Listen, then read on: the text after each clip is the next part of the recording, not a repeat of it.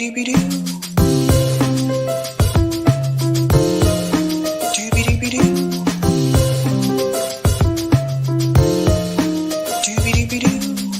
host, Sabrina Salvati.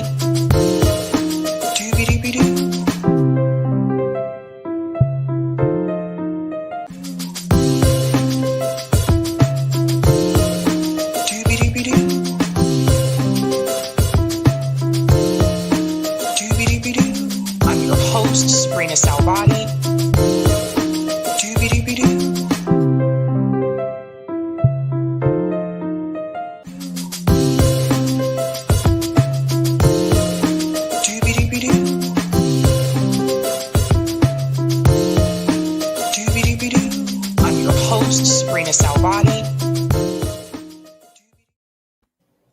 All right. Happy Tuesday, guys. Welcome to Sabs podcast. I'm your host, Sabrina Salvati.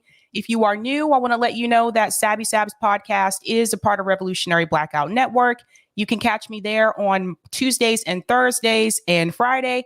And you can catch me here Monday, Tuesdays, and Thursday and Friday. I have a special guest with me tonight. She's a lawyer, an activist, and she's a co-host at The Hills Rising. Everyone, please give a huge welcome to Olayemi Olurin. Hey, everybody. Hi, thank you so much for coming on. Yes, thank you for having me. I'm excited.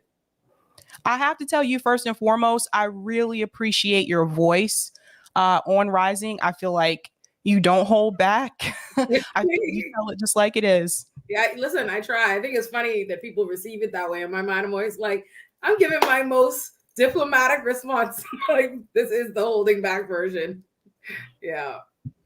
Awesome. Well, I really appreciate it. Now, I know that you have a lot of experience in reference to police brutality, and I would like for you to educate people here.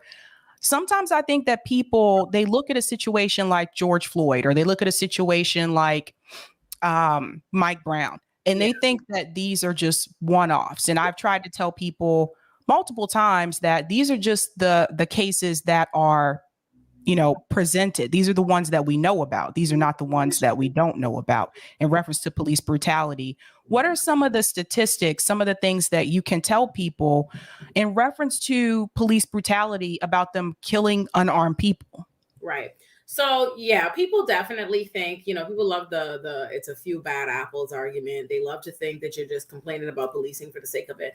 But when we talk about police brutality, I think I want to even make the conversation larger and talking about what is violence, policing and how violence is inherent to policing. Because whenever people think of police brutality, they think of the occasional police murder. And it's funny that that's the threshold for where we're starting on brutality. But in actuality, policing is violent. The way they go about policing in general. I am a public defender, so I represent poor people that can't afford a lawyer, that are accused of crimes in New York City.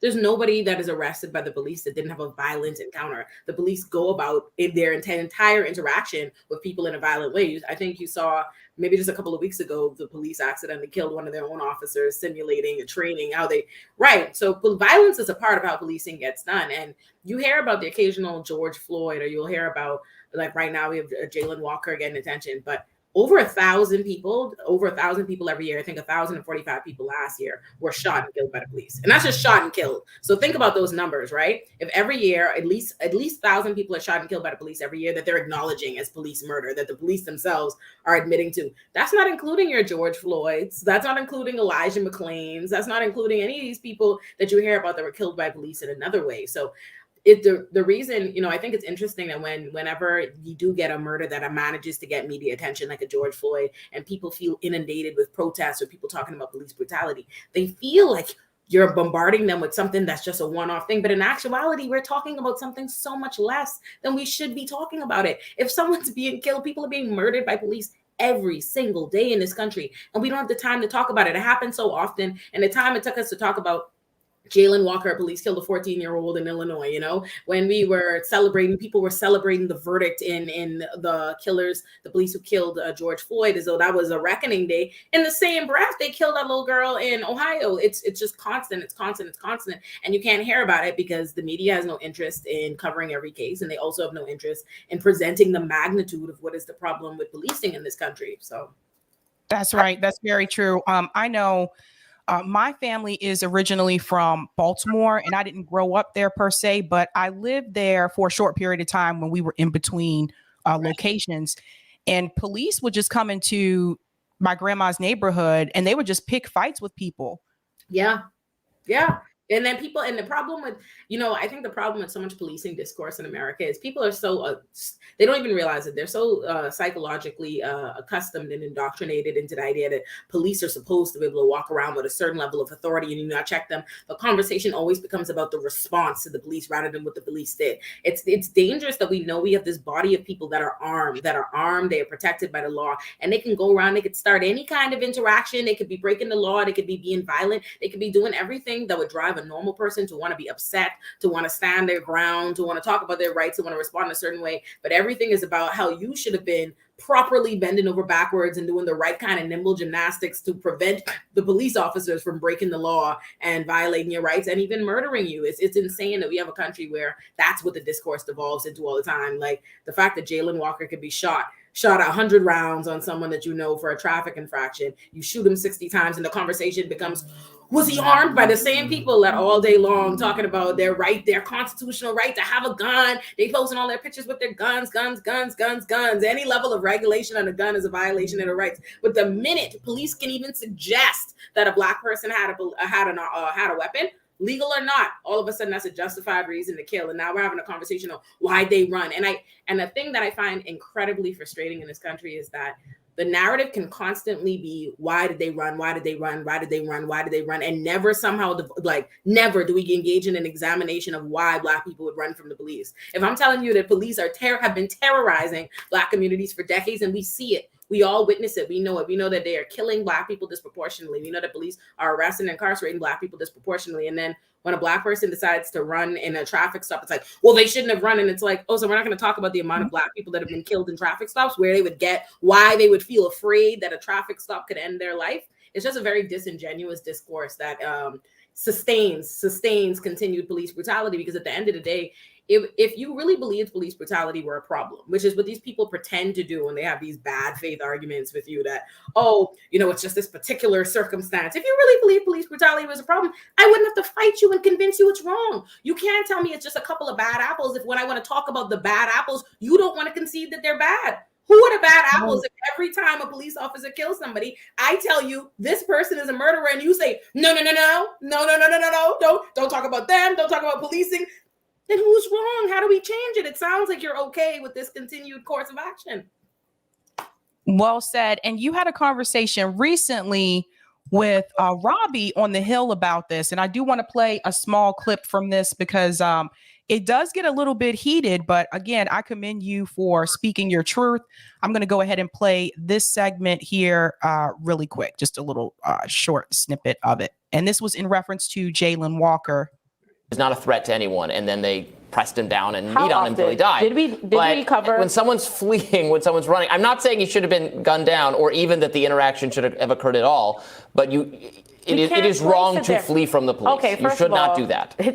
It's wrong for police to murder people. In a world, yes. No, hear me out. There's no reason why, and that's the problem with this society we're having now. There's no reason why in a story where we hear that police pursued someone and shot someone 100 times, 60 hit them. Why are we focusing what on about whether... these? You mentioned some of these were robberies. Yes, I do think the police should arrest people for robberies. You're talking about Lakeith Smith and Jagger Freeman, right? I wasn't talking about whether or not they should be pursued for robbery. I'm talking about the fact that in pursuing them for robberies, police then decided to kill other people and then charge them and hold them responsible for those murders. That's what the topic of discussion is. I don't know that I'm against that. Whatever. The way we want to disincentivize robbery. Do we want to incentivize police murdering people in the course of pursuing crime or arresting people? They should be able to murder. So there should be but then you start to get to a place where you think there should be no penalty, or there should be no police response when crimes are being committed at all. I agree when it's stupid traffic things, fine, but no, I think this is exactly the issue. We're so accustomed to police regularly engage in violence, police shoot people, police, engage in so much brutality that we can't seem to fathom a world without it. You can pursue somebody and you don't need to recklessly murder other people. You don't need to shoot and kill other people involved. You don't need to shoot your own officer. You don't need to shoot the person that you were going to arrest, a 15-year-old kid, and then hold the other people responsible. There is a way. You can have a criminal system. You can have laws and you can hold people responsible without murdering them. The problem is the fact that we want to hold everybody else to the law and the highest standards, and we don't seem to want to hold police to the standard at all. That is my problem here. This could have been done, whether or not you want to stop him for a traffic stop, okay. Whether or not you say he commit this traffic infraction, okay. Whether or not you say he shouldn't have run, okay. But why are you shooting and murdering the boy for what you know was a traffic infraction? I'm very, very critical of police behavior. I want more accountability from the police. I think they did the wrong thing in a lot of these incidents. I don't know that I'm as critical of them as you are. I think there has to be some enforcement of some of these things. Enforcement has nothing to do. Enforcing laws has nothing to do with why you're routinely murdering black people. Mm-hmm. There's no reason why you should live in a country where over 1,000 people are being shot and killed by the police every year. And that is not, and that's not taking into account all these other ways that they're killing people, all this other police brutality, right? A lot of these cases that our hearts go out to, George Floyd on them, they wouldn't even count. So think about that. They don't even count in those numbers. That's a massive issue that policing is this dangerous. It's a massive issue that we can't even engage in a conversation about policing without talking about all the necessary ways you should try and avoid, irritating them or pissing them off somehow in the terms of them pursuing you for a crime, because they might kill you. That's not what it is. There's no world, no traffic infraction, the punishment is death. Not a one, never. So there's no reason why 8 officers should choose to go and shoot him to death. I guess I just don't have a lot of sympathy in this particular case, although I do. You don't have a lot of sympathy in this case where he was shot 60 times? After leading the police on a high-speed chase and returning fire? First of all, let me just say this. The police, no, let's because too often media reports on what are police stories as though it is the ultimate truth. We spent I agree with that. We spent a lot of time covering Uvalde and realizing a lot of police lying happens, right? I talked about Ronald Green where the police said, it was an auto accident. Turns out the police killed him. We see too many discrepancies for us to consistently lean on what the police say is the truth. Absolutely. What we know I is agree. This boy, we've seen this on video, we know that he was shot at 100 times, 60 bullets hit him. He died. They riddled him with bullets and then they handcuffed his dead body. He was unarmed at the time of that. His gun was in the car. Police say, which has not yet been substantiated or corroborated, they say they believe. Okay. Where do I begin? I think the telling moment for me during that discussion was when Robbie said he did not have sympathy. Yeah, that was definitely it. Yeah. I think it says something. It speaks to this type of white comfort. Right. That to not even, how can you not feel anything? No type of compassion. No saying it. Right. I'll say this. I appreciate that Robbie said it. He said the quiet part out loud. I think very often that's one thing I will say. That's one of the few credits I could give to constantly having listened to these right-wing talking points on there is that they say it. Because so often I feel like the thing I find incredibly frustrating about America, I'm from the Bahamas for context, why I see America as its own separate. These are the experiences I have here.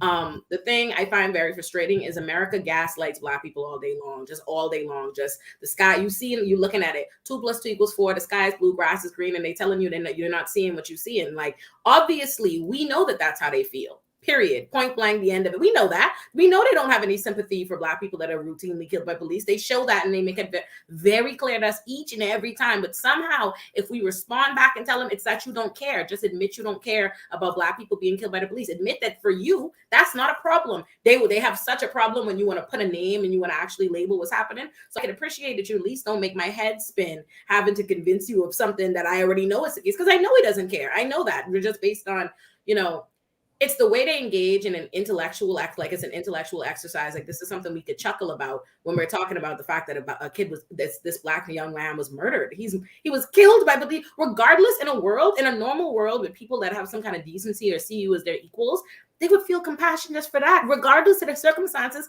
somebody was killed. You know that this 20-something-year-old boy was shot to death. Families, communities mourning, and your response is, I don't really, I don't really feel much sympathy because of what? And what is your argument? I'm particularly critical. I'm critical of the police, but somehow you're not critical of them when they're pursuing people for traffic infractions, engaged in high-speed chases, and shooting people to death. And there's so much that isn't questioned. What I don't like to, even with this specific narrative here, is when they go, "Oh, he led them on a high-speed chase."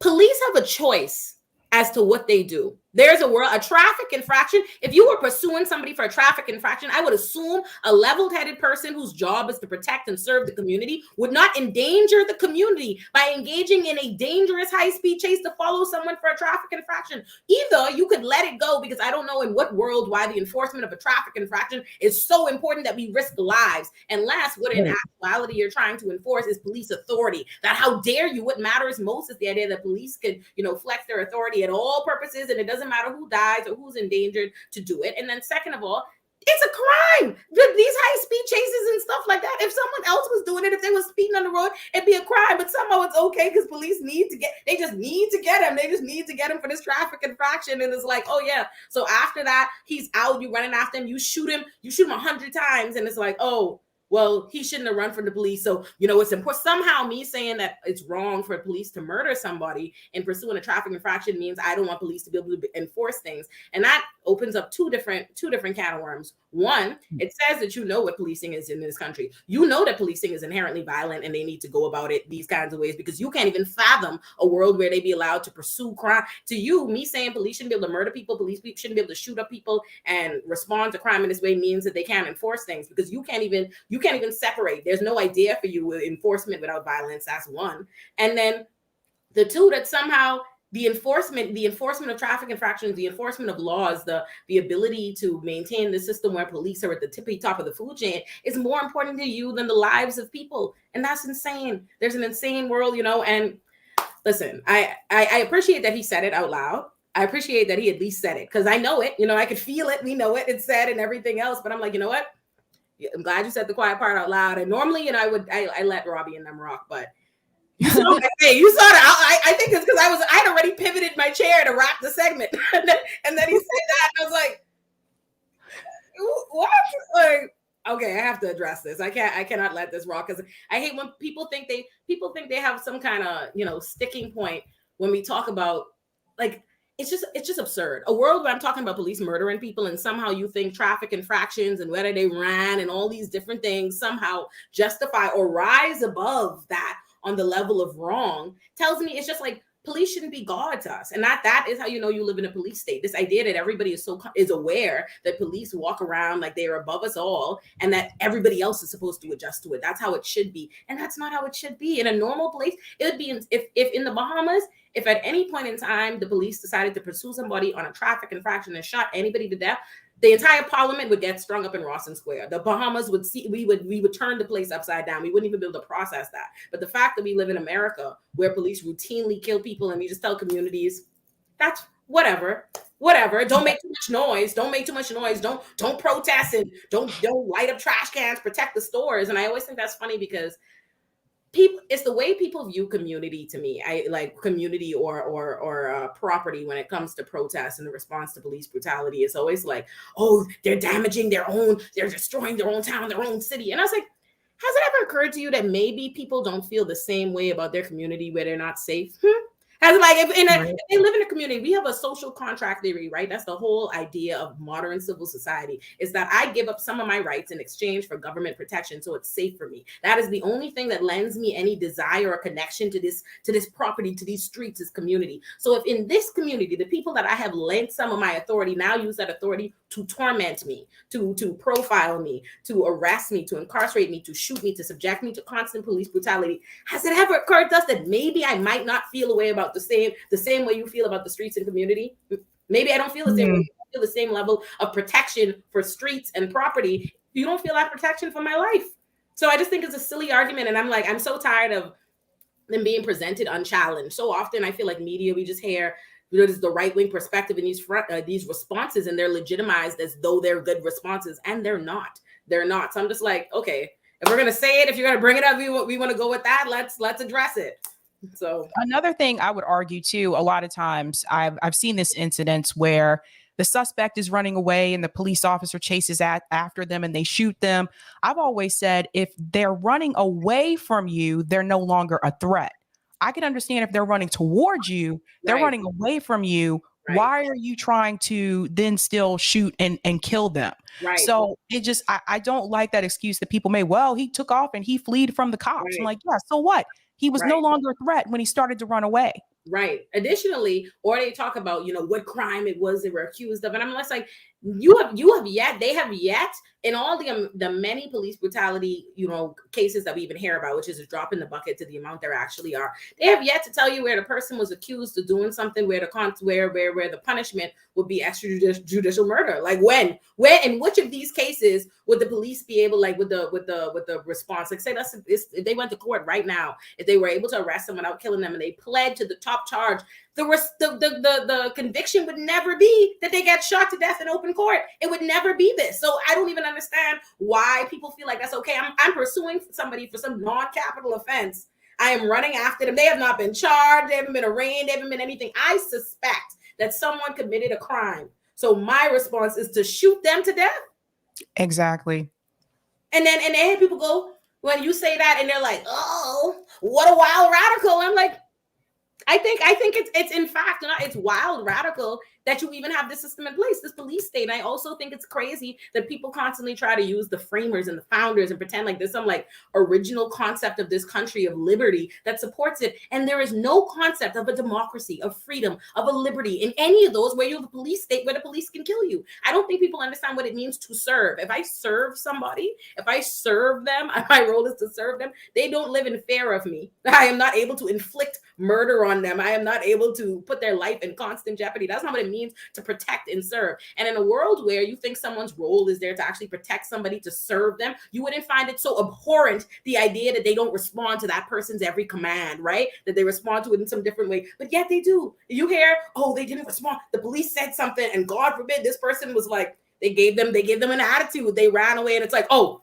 murder is a good price. And it's like, is this an 18th century monarchy? What do y'all think this is? And the same people and the same stuff talking about ordered liberty and law and order. I'm like, police state. You mean police state? The words you are looking for are police state.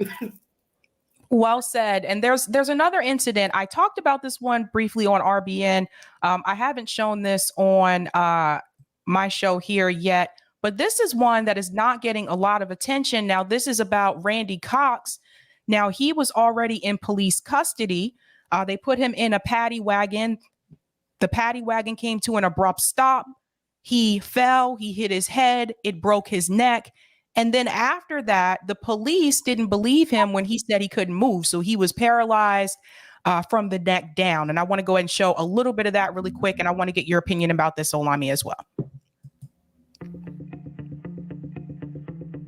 Yeah, warning.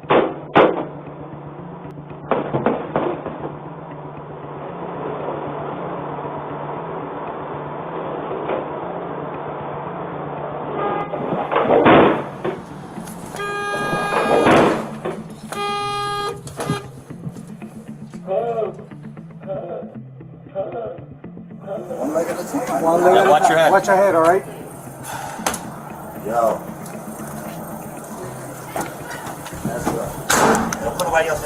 That's his stuff? Yeah, that's his stuff, Hart? Yep. That's his stuff, his wallet, keys and stuff? Are you all right? What's going on? I can't hear you. I broke my neck. I can't move. I'm gonna die like this. You're gonna have to give me a second. I can't open the door without another officer here. What? You fell. What happened? Can you move at all? I can't move. What? How do you live this all the way up there? I understand. All right, I can't move you, so I have to, hold on, I'm gonna have to go get an ambulance. The subject in the van, he said he fell inside the van and he can't move. So I'm on my way to detention right now. I don't want to die like this. Listen, I got an ambulance coming for you, all right? Just give me 1 second. I'm taking you there right now. Just be careful, he was kicking the door and everything. Sit up. I can't move. You're not even trying. Look, if you gotta drive me, go try to move. All right.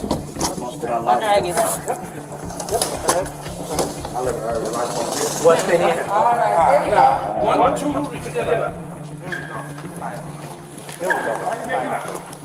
why are you making up? You just drink too much. Oh my God, no.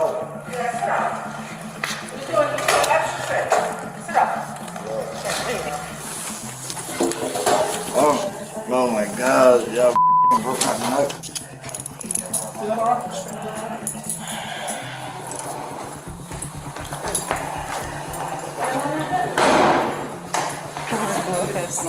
He's perfectly fine.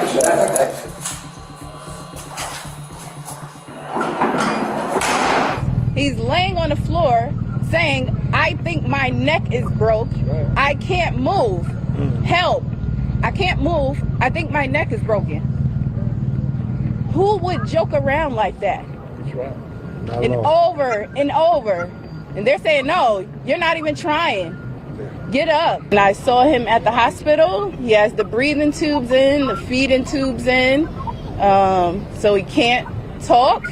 He can kind of nod his head yes or no. He can move his left arm. That's about it.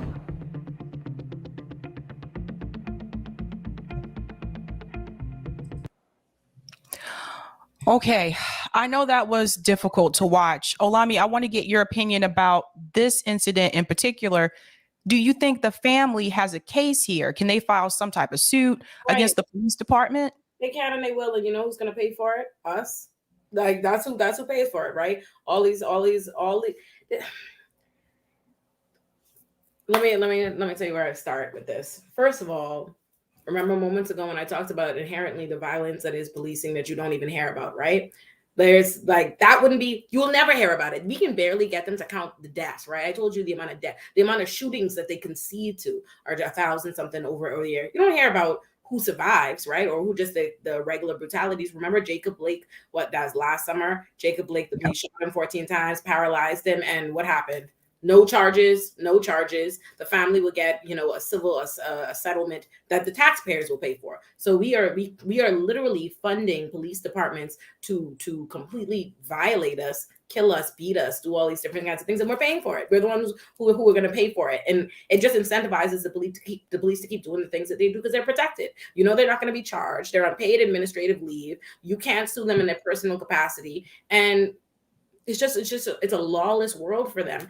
And listen, it is deafening to continue to have to hear Black people. We have to go through this, to say this, you know what I mean? Just the disrespect. I wish that this was the first time I seen something like this, because then maybe I could feel like maybe it'll be the last. I'd feel so incensed, like this is so outrageous to see this from policing, but this is what they do. As you see the response, this happens, and they're mad at him. Again, aggression, violence, because the inherent attitude they have towards us is like they're supposed to mistreat us. That's what they think. They have him there. You've already arrested the man for what? He's at a party. You arrest him for possession, violation accusations, and you got him there. He falls, and they're mad at him, right? And I also think it's interesting the quickness.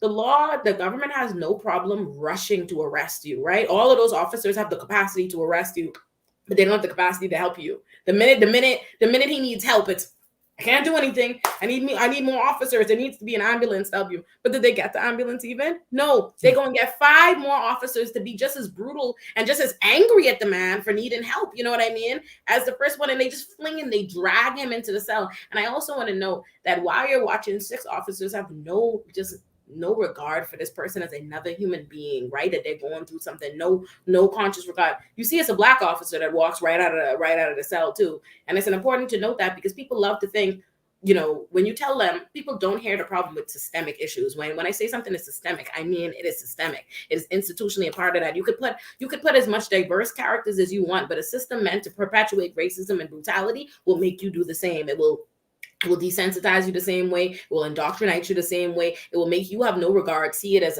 an us versus them in the same way. Because that black man, you would think, and there's a world where he should feel the same way I feel, the same way you feel, Sabby. But instead, you see him barely look, squirts out the thing. Nobody could no concern, because in their mind, once they've criminalized a certain kind of people, they don't care about what happens to them from there forward. The man is paralyzed. That's insane. And there's nothing. The horrible thing about these situations is there's nothing you can do to change the harm.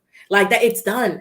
Something as simple. A man was at a party. Think about that. A man went to a party. He was living his regular day, living his life. He went to a party, and in no time, it didn't take the police nothing but 2 seconds to criminalize the man, arrest the man, and change the entire trajectory of the man's life. Now a man is paralyzed, and what's he gonna get out of it? What's he gonna get out of it? He's gonna get what? Maybe some money that his own people, his own community were the ones who bled that into the system in the first place. You're going to get a settlement. And how does that change and do anything about the trauma, the fact that he's paralyzed, a lifetime of hospital care, how that impacts his family?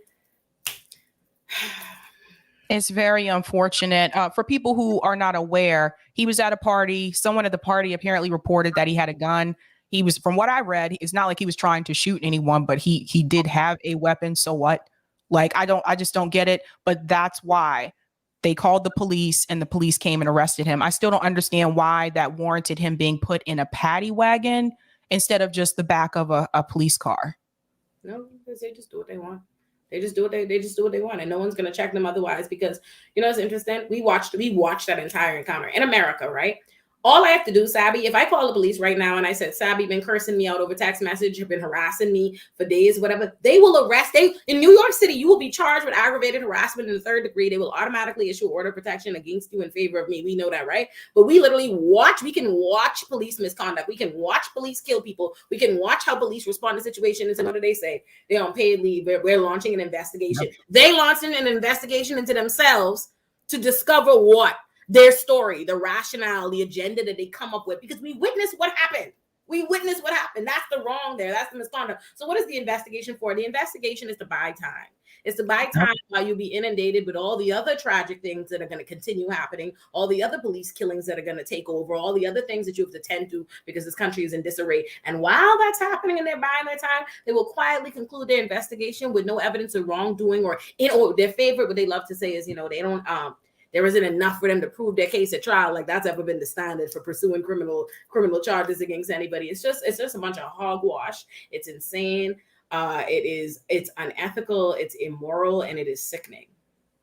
Agreed. One more thing I want to add in reference to, because police reform comes up a lot. Mm-hmm. And I always point out to people, well, we already do have police reform. Body cams was a part of police reform, and they just turned them off. Right. There's no repercussions. Right. And even sometimes, listen, they don't have no problem with watching it. Because they've recognized, they've honed in on the truth about America, is that the significant amount of the American public is totally okay with it because in their minds, it doesn't impact them. Right. That's what it is. Like we just watched body cam footage. We watched Jalen Walker be shot 60 times. And you see me sit there with those. Let me tell you, I don't have sympathy in that case.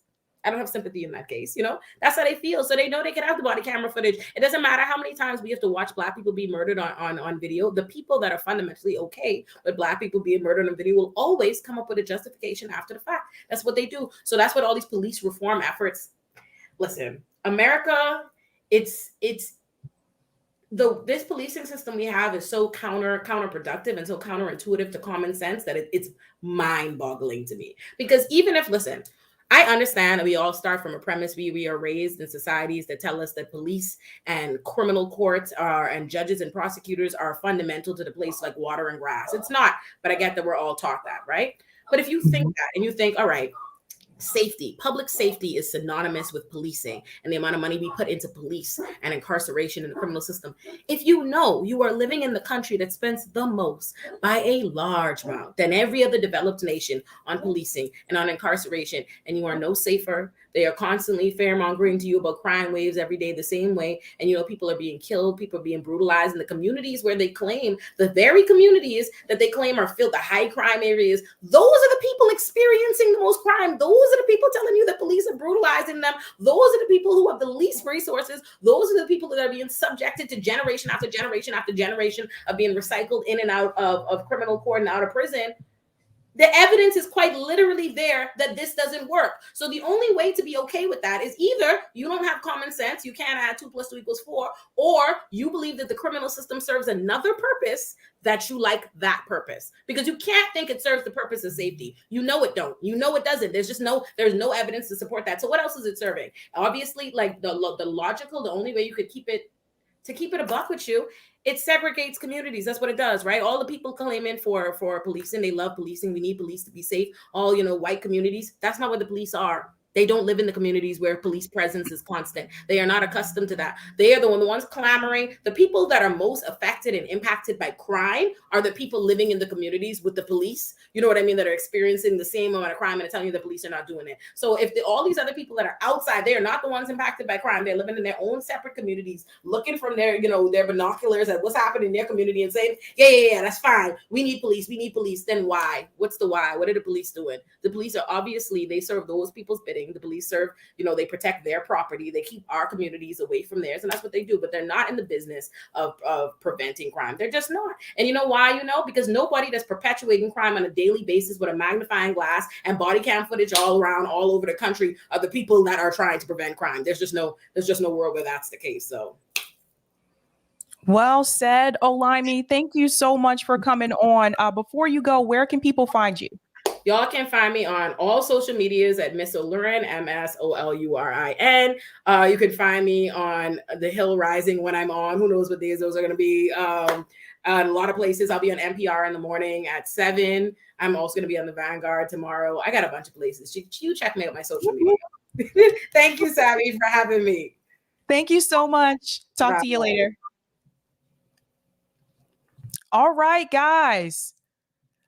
She's fire. You see why I wanted to bring her on? She's fire. All right, let me go ahead and give a quick shout out to people who are Sabby patrons. Don't want to forget about you guys.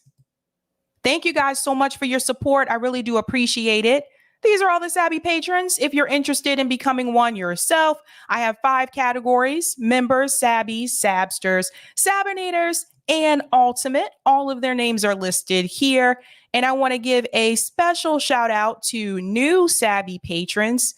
Shout out to the newbies, Wendy Carballo and Marvin Alvarado Castro. Welcome and thank you all. All of their names are scrolling across the bottom of the screen as well. So I do want to go ahead and do one quick story really quick. Chris Hedges will be here at 8 p.m. So let me go ahead and do that story update. Actually, let me shout out these super chats really quick. Thank you for the super chat, Beffer. High speed chases so unnecessary. Suicide by cop is way too easy in a society with so much depression and desperation. I agree. And shout out to Beffer for this super chat as well. Wish we could have investigators and social workers instead of violent oppressors. Yes, I really wish we had someone else do traffic stops and not police officers. Thank you for this super chat, Goody Weaver. They treat us worse than dogs. What can I say? Well said. Well said. All righty. I'll go ahead and take that comment on Rockfin, Eric, and then I'll get into the Biden story. Thank you for this tip, Roger, on Rockfin. Olayemi, as a child of immigrant parents, what's your stance on American lineage-based reparations, if ever given? Sorry, Roger, I just saw this. For those like myself and Sabby who received due to lineage going back to the 1700s and the 1800s, all the way through the 20th century, Jim Crow based not on whether we deserve it or not, but on debt owed to us that it applied to. Thank you so much for that, Roger. I can ask her that privately. Good question, though. Good question. I do believe I have not shown the thumbnail for tonight, so let me go ahead and get into that. It's kind of self-explanatory, but, you know, I like to be organized. I like to have a flow here that I go with. So I'm going to go ahead and do that. All right, so tonight's show is about Chris Hedges is going to join. He'll be here at 8 p.m. Eastern Standard Time. We're also going to talk about Dems rejecting Joe Biden. I'm going to get into that story in just a second. And of course, Olayemi Olurin was just here. So let's go ahead and get into this story about Joe Biden. I don't know if you guys have seen this, but this came out yesterday. Joe Biden is losing Democrat voters. You don't have to take my word for it. You can check it out yourself. This is not surprising to me, but apparently it seems to be surprising to many people in mainstream media. Listen to this. The fact of the president's age, he will turn 80 this November. He would be 86 at the end of, should he complete a second term. As one White House official put it to me just a few weeks ago, there's nothing short of a time machine that the White House can do to change the fact that the president is as old as he is. But one of the... Hold on one second.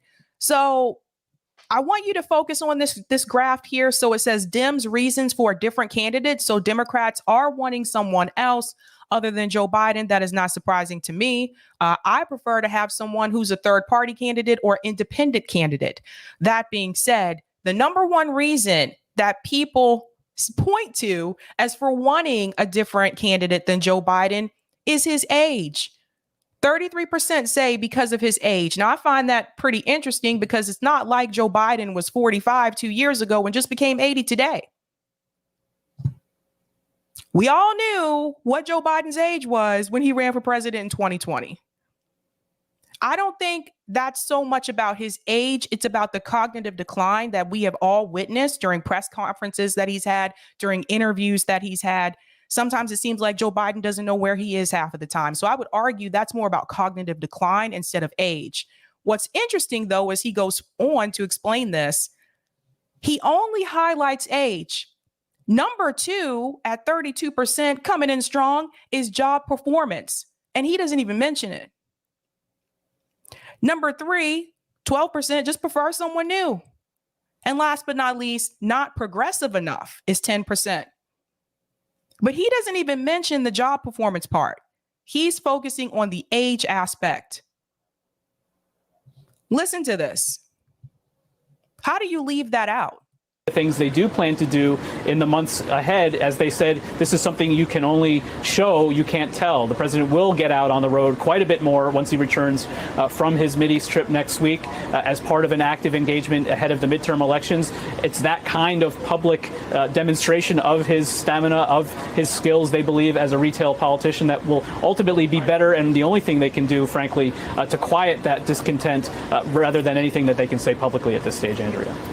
Yeah, and they've had some unintentional mistakes also in messaging, because in addition, you've got people, Kim Atkins-Storr, that are not happy about the way he responded to the abortion decision. Now, arguably, this. See, you guys notice that? You notice how they glossed right over the job performance?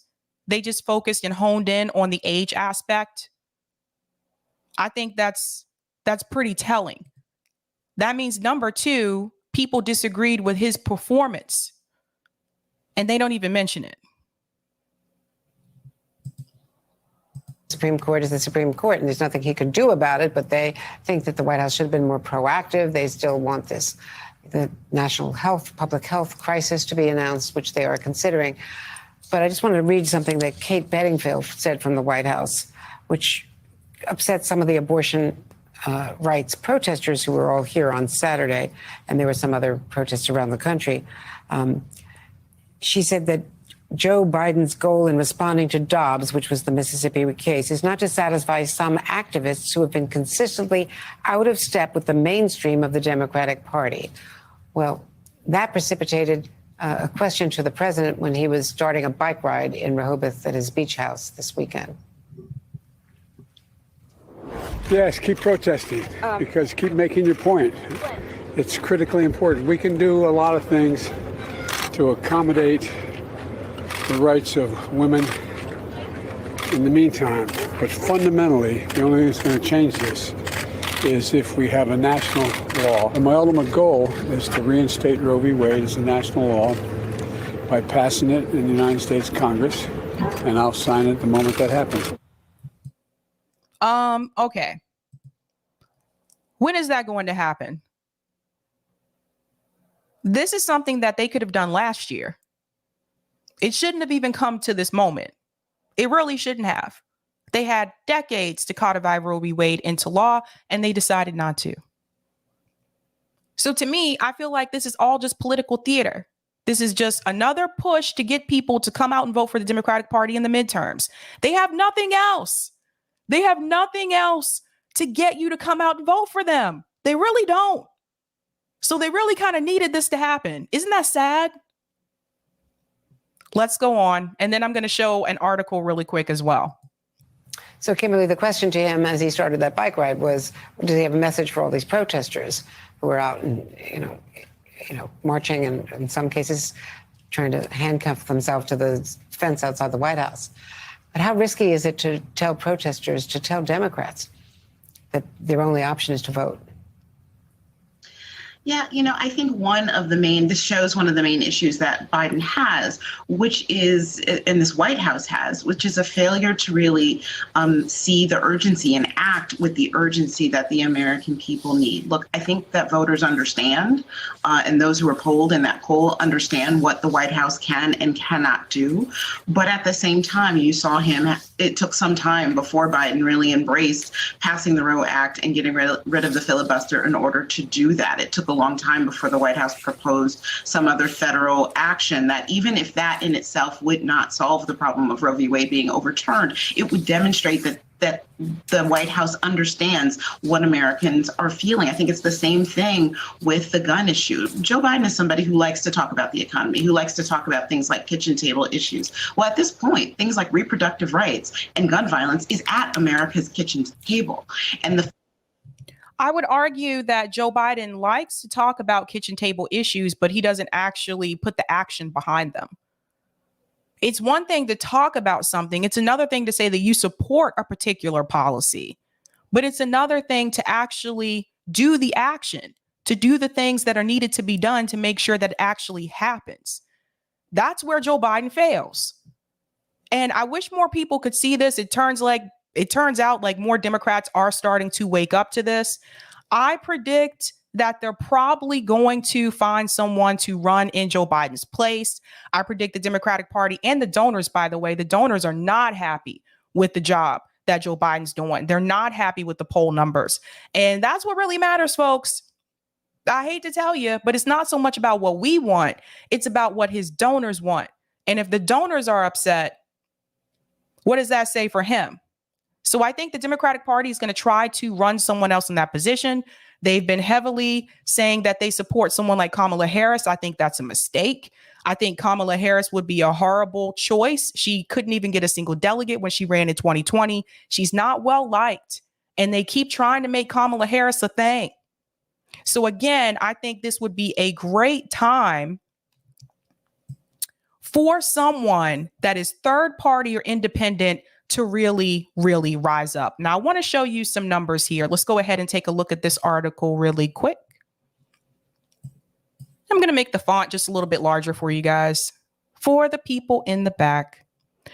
President Joe Biden is facing the potential loss of a part of his political base as a new poll indicated that a significant number of Black voters want a different Democratic presidential nominee in 2024. I warned people about this last year, that this was coming, that this was going to be an issue. Biden has repeatedly said that he intends to run for a second term in 2024. Biden, 79, is the oldest president in U.S. history and will be 81 on Election Day 2024. But 64% of Democratic voters said they would prefer another candidate as the party's nominee. Now, that's according to the New York Times Siena College poll conducted last week. 64%, you guys, prefer someone else. Only 26% said the party should renominate Biden. Only 26% said they should renominate Joe Biden. This is where we are, ladies and gentlemen. But this is the guy they wanted to push, remember?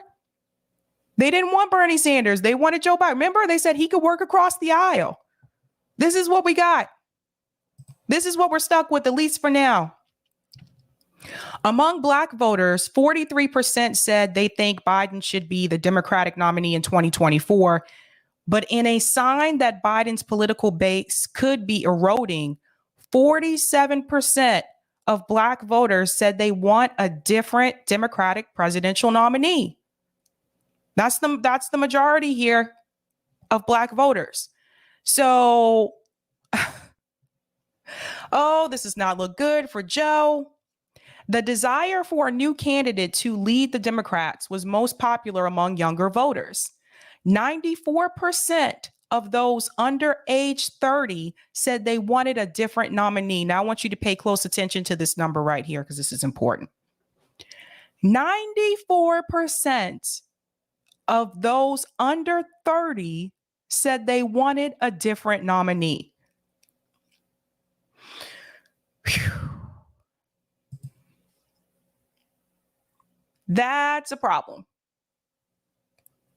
And I know that's the age group that a lot of times candidates don't really pay as much attention to because they're like, oh, they're not a part of the age group that really comes out and votes in large numbers. I get that, but they kind of came out for Joe Biden last time. And yet here we are. Let's go on. Concerns about Biden's age, again, ranked at the top list of reasons that voters want Democrats to find an alternative nominee, with 33% of respondents expressing that concern. That was followed closely by dissatisfaction with Biden's job performance, 32%. Another 12% said they would prefer someone new, while 10% said Biden was not progressive enough. Some also raised concerns about his ability to win in 2024. Now, that was only 4%, and his mental acuity, 3%. I would argue, like I said before, I really think some of the people that selected that option about his age, I think that they were referring more so to his cognitive decline. Biden was given a 33% job approval rating in the poll, which was conducted among 849 registered voters between July 5th and 7th. But Black voters did give Biden a higher rating, 62% than voters in any other race, ethnicity, age group, or education level. Actually, there is a discrepancy here. The poll that I saw actually had Black voters at 59%. So I'm not sure about that. Maybe a different poll. An overwhelmingly percentage of Republican voters, 89%, said they disapprove of how Biden's handling the job. Of course, I don't expect them to highly approve of, Joe Biden. However, the majority of independents, and this is the number we also need to pay close attention to, independent voters, 68% also disapprove of the president's performance. Now, I do want to remind you, when it comes to that 68% of independents, it was independents that helped Joe Biden win a state like Arizona. Independents really heavily came out for him. So the fact that now 68% of them disapprove of the job he's doing, that does not look good for 2024. Last year, that number, I believe, was around about 36% of independents disapproved. Now it's 68%. So it doesn't look good. Now listen to this. Among Democrats, Biden's approval rating is relatively low, 70%, which could prove perilous as Biden seeks to turn out voters ahead of the 2022 midterms to maintain control of Congress. I told you guys, we got to pay close attention to what happens in November. Still, the poll found Biden narrowly ahead of Donald Trump if the 2024 election were a rematch of the 2020 race. Now, the fact that we already had Trump and Biden was supposed to be the better option, the fact that he's only narrowly ahead of Donald Trump, everyone should take pause to that. Because that tells you what I've been saying before. Biden's not that much better. With 44% of voters choosing Biden compared to 41% going to Trump. Like, honestly, if Joe Biden was doing his job, if he actually did the promises that he campaigned on, it shouldn't even be that close. 44% for Biden, 41% for Trump. It shouldn't even be that close if he actually did what he was supposed to do. Among Democrats, 92% would side with Biden if he was up against Trump 2024. Worries about the economy, inflation, and gun prices have made many Americans pessimistic about the nation's future. Again, the economy and this right here, I mean, yeah, gun policies is there as well, but the economy and inflation, that is a key factor for a lot of people. And I think we can argue right now, a lot of us are just not doing well with this economy. Most of us, right? According to the poll, 77% of respondents say the U.S. is moving in the wrong direction, with similar numbers saying the same in every age range and racial group and both political parties. Let's come out.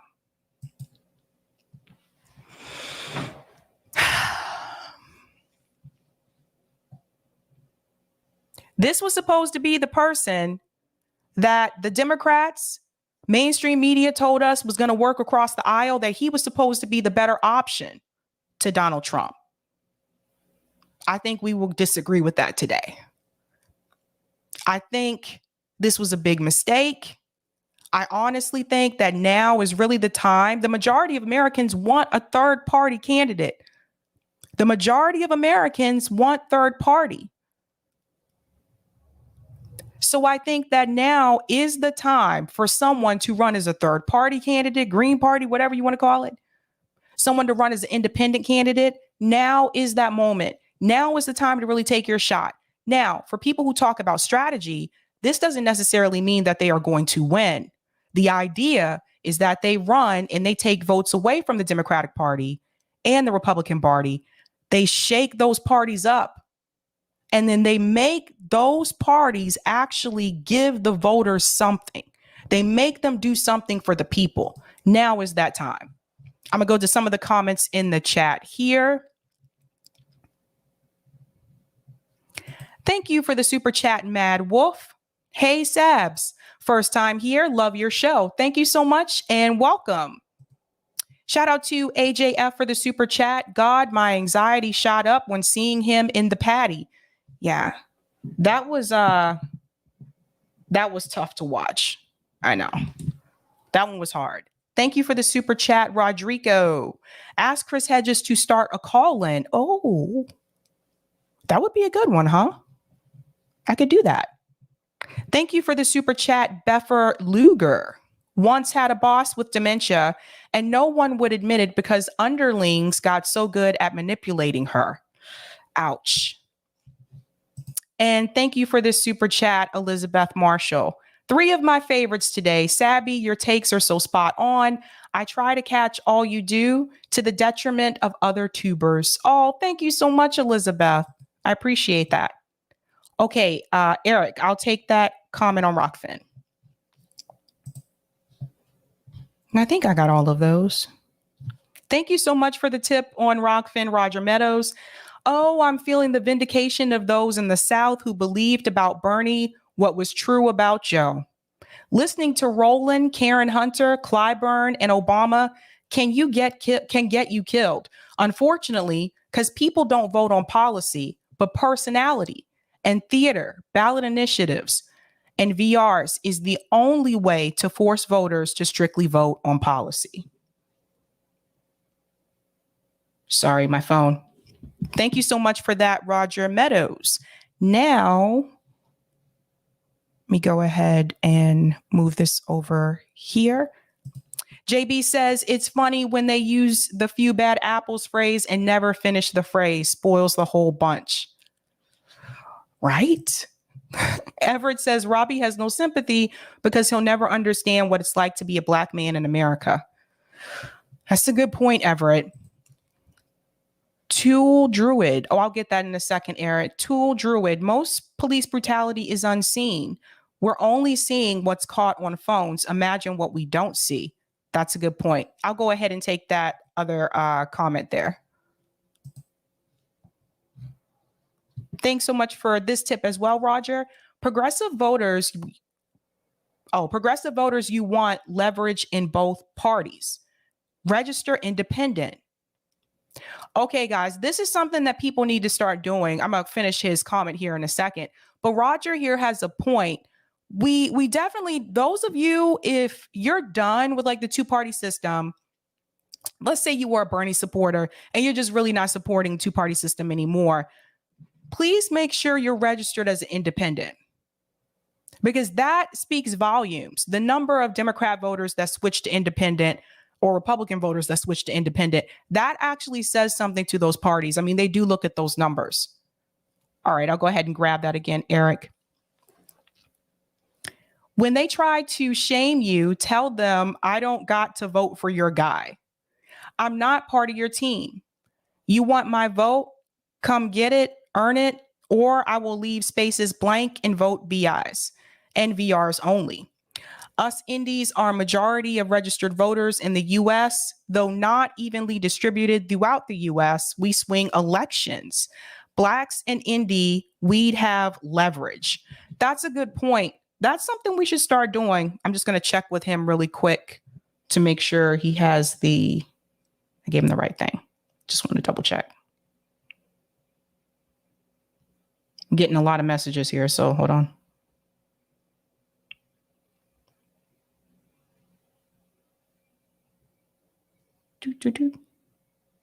Okay, there he is. I was making sure I gave the right one because I get confused.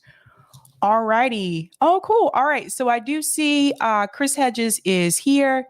Chris, whenever you're ready, if you can just give me a thumbs up and I'll bring you on the screen. All right, cool.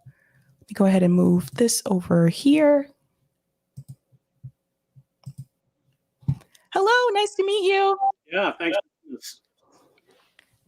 All right, guys.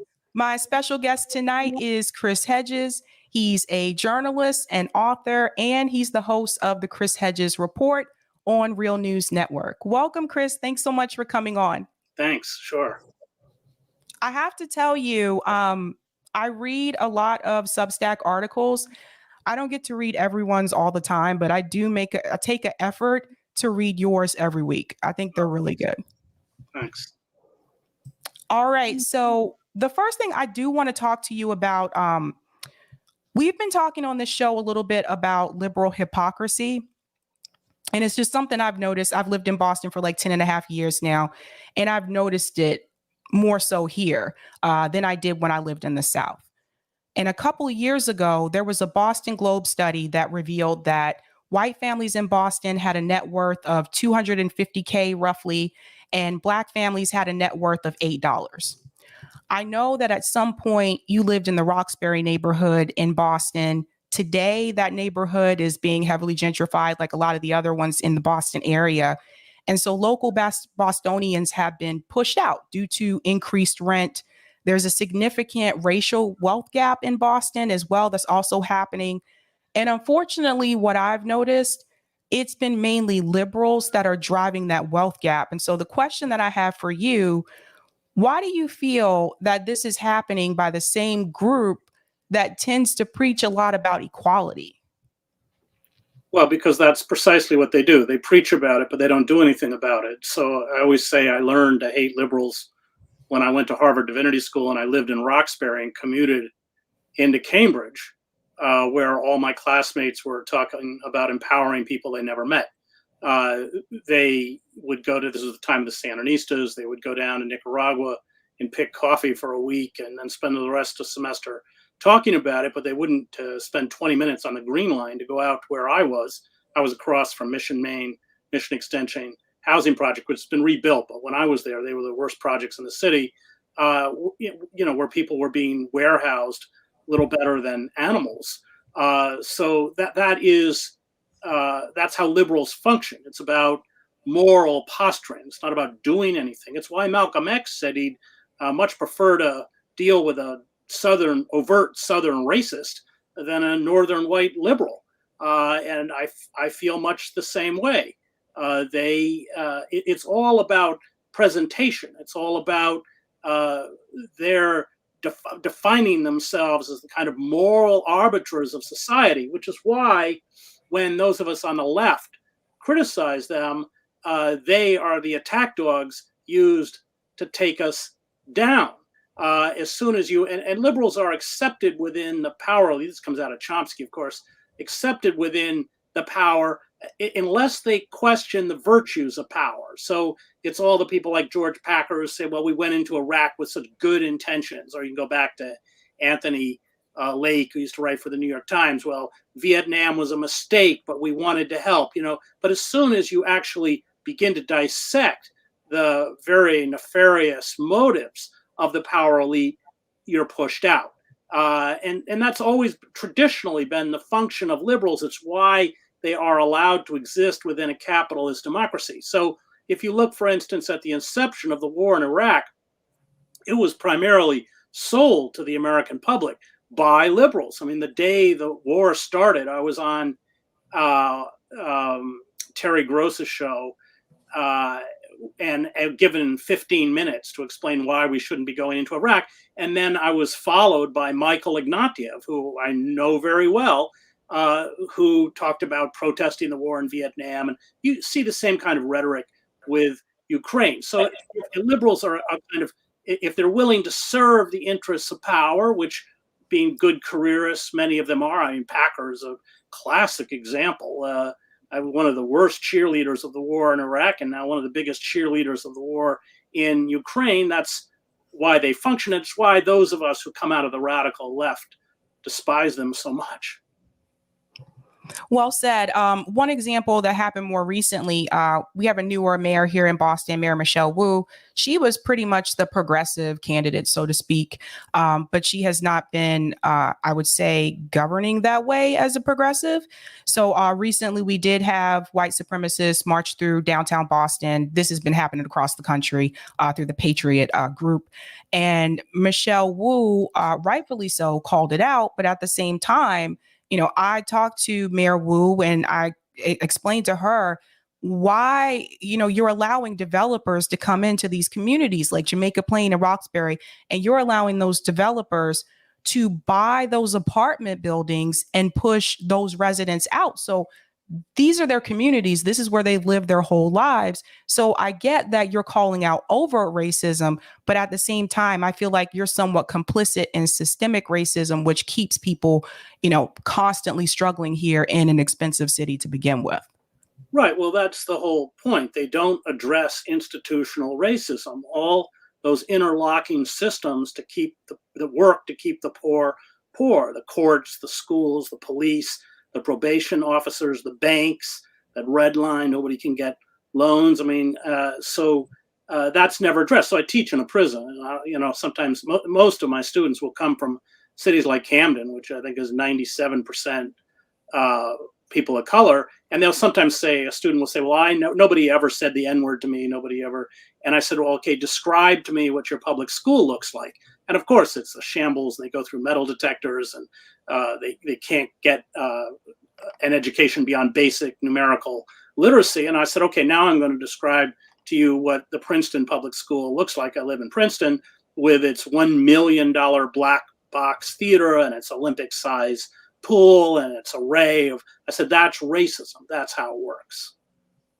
Well said. One of the things we've been talking about over at RBN, we are, pretty much done with the two-party system. A lot of us were supporters of Bernie Sanders. We canvassed for Bernie Sanders, donated money to his campaign, as well as members of the squad as well. We have found that we can help people more so by doing direct action and mutual aid. So that's kind of where we've been putting like most of our focus. When you think about like movements that have happened in this country, I always point to the civil rights movement because at that time it was unpopular, but it became very successful. And so the question I have for you, do you think we could have a movement like that in this country today, but this time a class movement where working class and poor people were fighting together here and marching the same way the activists did during the civil rights movement? Do you think that could happen, and why or why not? Well, let's differentiate between the civil rights movement and the Black Power movement because they're different. So Martin Luther King attracted white liberals, largely from the North. Now, at the end of King's, toward the end of King's life, he began to sound more and more like Malcolm. And in fact, David Halberstam did an interview with King, I think a few months before he died, and said he sounded like a nonviolent Malcolm X. I mean, Malcolm X was a nonviolent Malcolm X, but there was a convergence there, and understanding that if you didn't eradicate economic racism, you would never eradicate racism. Well, that's when the white liberals began to walk away from King. And figures like Fred Hampton, who this amazing Chicago Black Panther, who actually united poor whites and poor blacks. Of course, he was assassinated by the FBI and the Chicago police when he was 24. That they can't accept.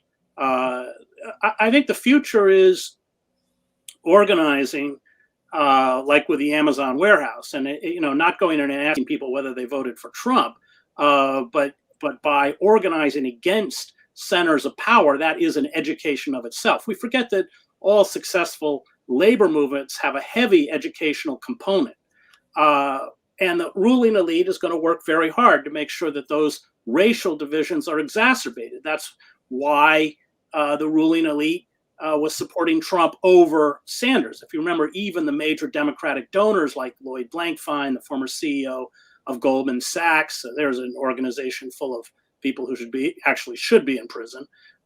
He's said that if Sanders was the nominee, which the Democratic Party is never going to allow, he would vote for Trump. So this whole mantra of the least worst, it doesn't apply to them, the oligarchs. It only applies to us. You saw that there were two campaigns where the military-industrial complex and the corporate elite felt challenged. One was 1948 with Henry Wallace. They destroyed him. He had been Roosevelt's vice president. The other was the 1972 campaign with McGovern. And there you saw a very similar process where the ruling oligarchs, both within the Democratic Party and the Republican Party, united to destroy Wallace and then united to destroy McGovern. And now we see a similar phenomena where the ruling oligarchs from the Republican Party have fused themselves with the ruling oligarchs of the Democratic Party. I'm talking about the traditional Republican Party, the Bushes, Liz Cheney, to counter this kind of right-wing populism, proto-fascism that has risen up within and taken over the Republican Party. My friend Glenn Ford used to call it Trump's white man's party.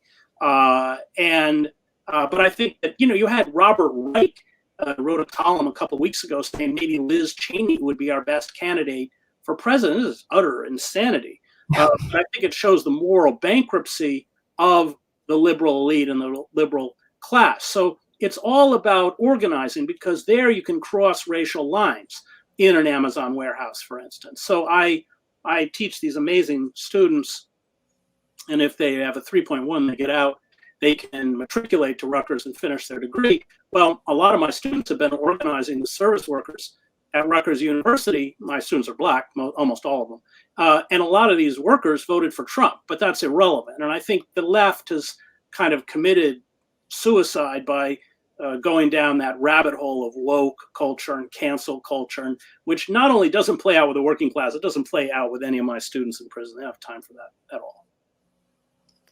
I'm interested too in reference to organizing, because I think one of the things that I struggle with, we have more technology now. We have social media, we have internet.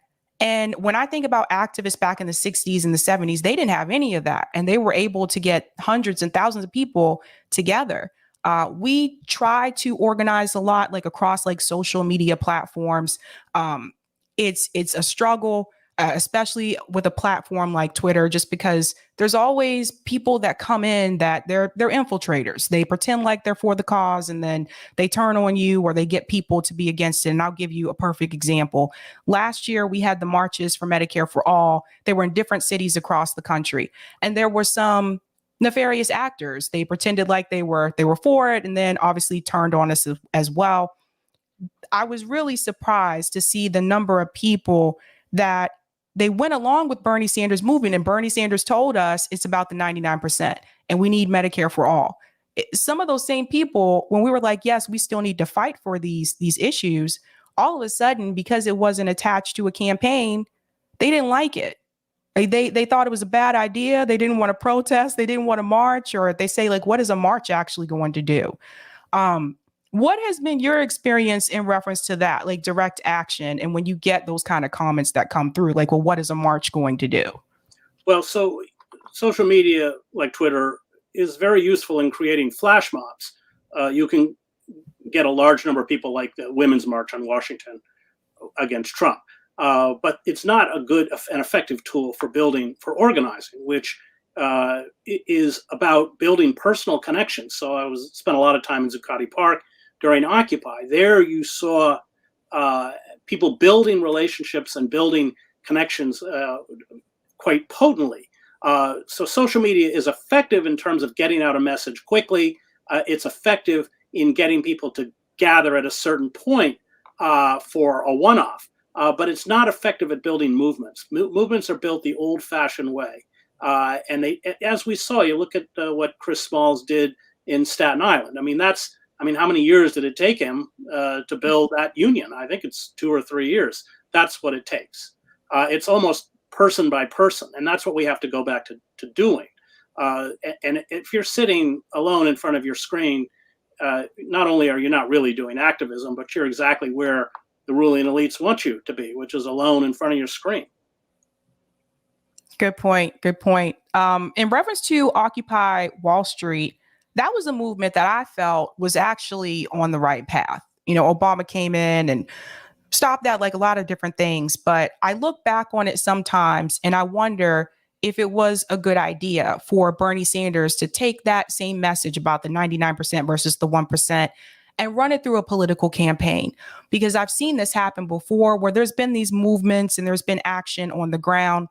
Democratic Party comes in or gets a hold of it.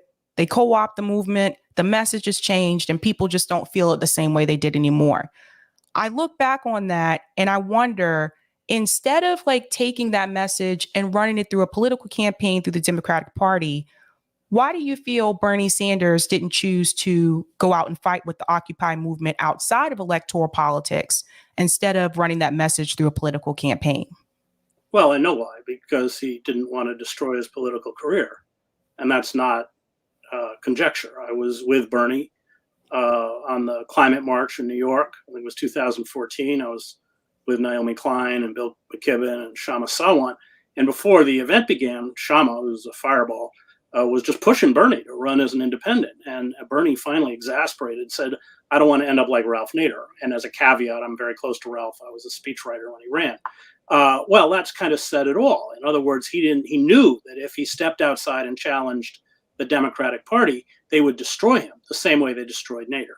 And he didn't want to take that risk. So Occupy changed the language, not just of the Sanders campaign, but just changed the language by which we speak about the rise of this oligarchy and the worst kind of social inequality in American history.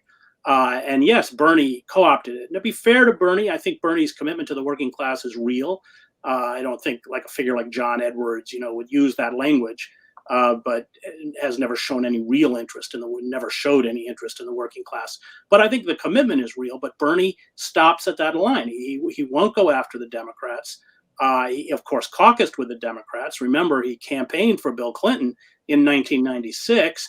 And that was after Clinton not only passed NAFTA, which was the greatest betrayal of the American working class since the 1948 Taft-Hartley Act, but also after the Omnibus Crime Bill, which visited untold suffering on hundreds of thousands, if not millions, of families within this country. Biden was, of course, very involved in that. The whole 3 strikes, you're outlaws. I mean, the insanity of locking people away for life for drug offenses. The doubling and tripling of sentences, the militarization of police, that all was done by Clinton, wasn't a secret, and Bernie was and the destruction of welfare. I mean, he destroyed the welfare system. 70% of the original recipients were children, and Bernie was out there campaigning for Clinton. So, Bernie, and the quid pro quo is that Bernie does not foster third-party movements in Vermont. I was born in Vermont, and the Democrats don't. They don't. There's never serious challenge to his Senate run. So that's always been Bernie's political constraint. And yes, you're right. He co-opted the language, but you're not going to build a political revolution in an election cycle that ends with him calling for you to vote for Hillary Clinton. Well said. One of the things I've always said too, Bernie Sanders, he's an independent. I would like to see Bernie Sanders use his independent title for some type of leverage.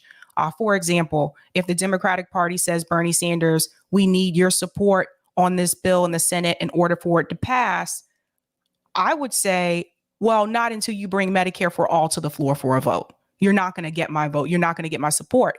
I wish Bernie Sanders would do that, because otherwise it's like, if you're always just going to caucus with the Democrats and not try to use your independent title for some type of leverage, then I feel like you just might as well be a Democrat. Well, he is a Democrat. Same way the squad is. The squad's completely capitulated because they don't want to end up like Cynthia McKinney. So I don't expect much from politicians. I was on Brianna's show and she said, how do you feel about these people who gaslight and manipulate the public? I said, well, that's the definition of a politician. That's what they do.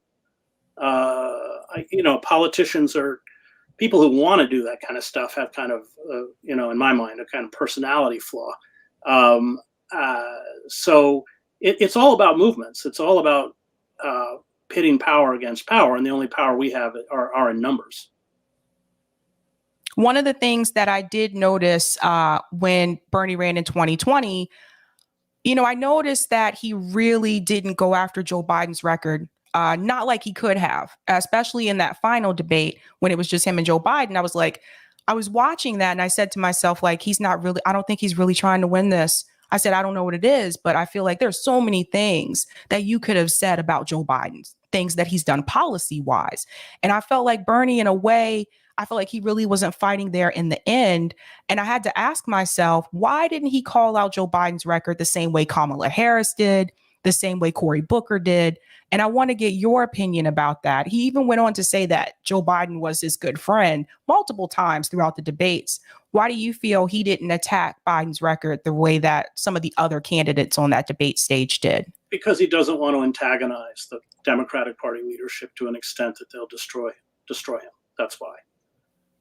And he's acutely aware that if he crosses a particular line, he's finished.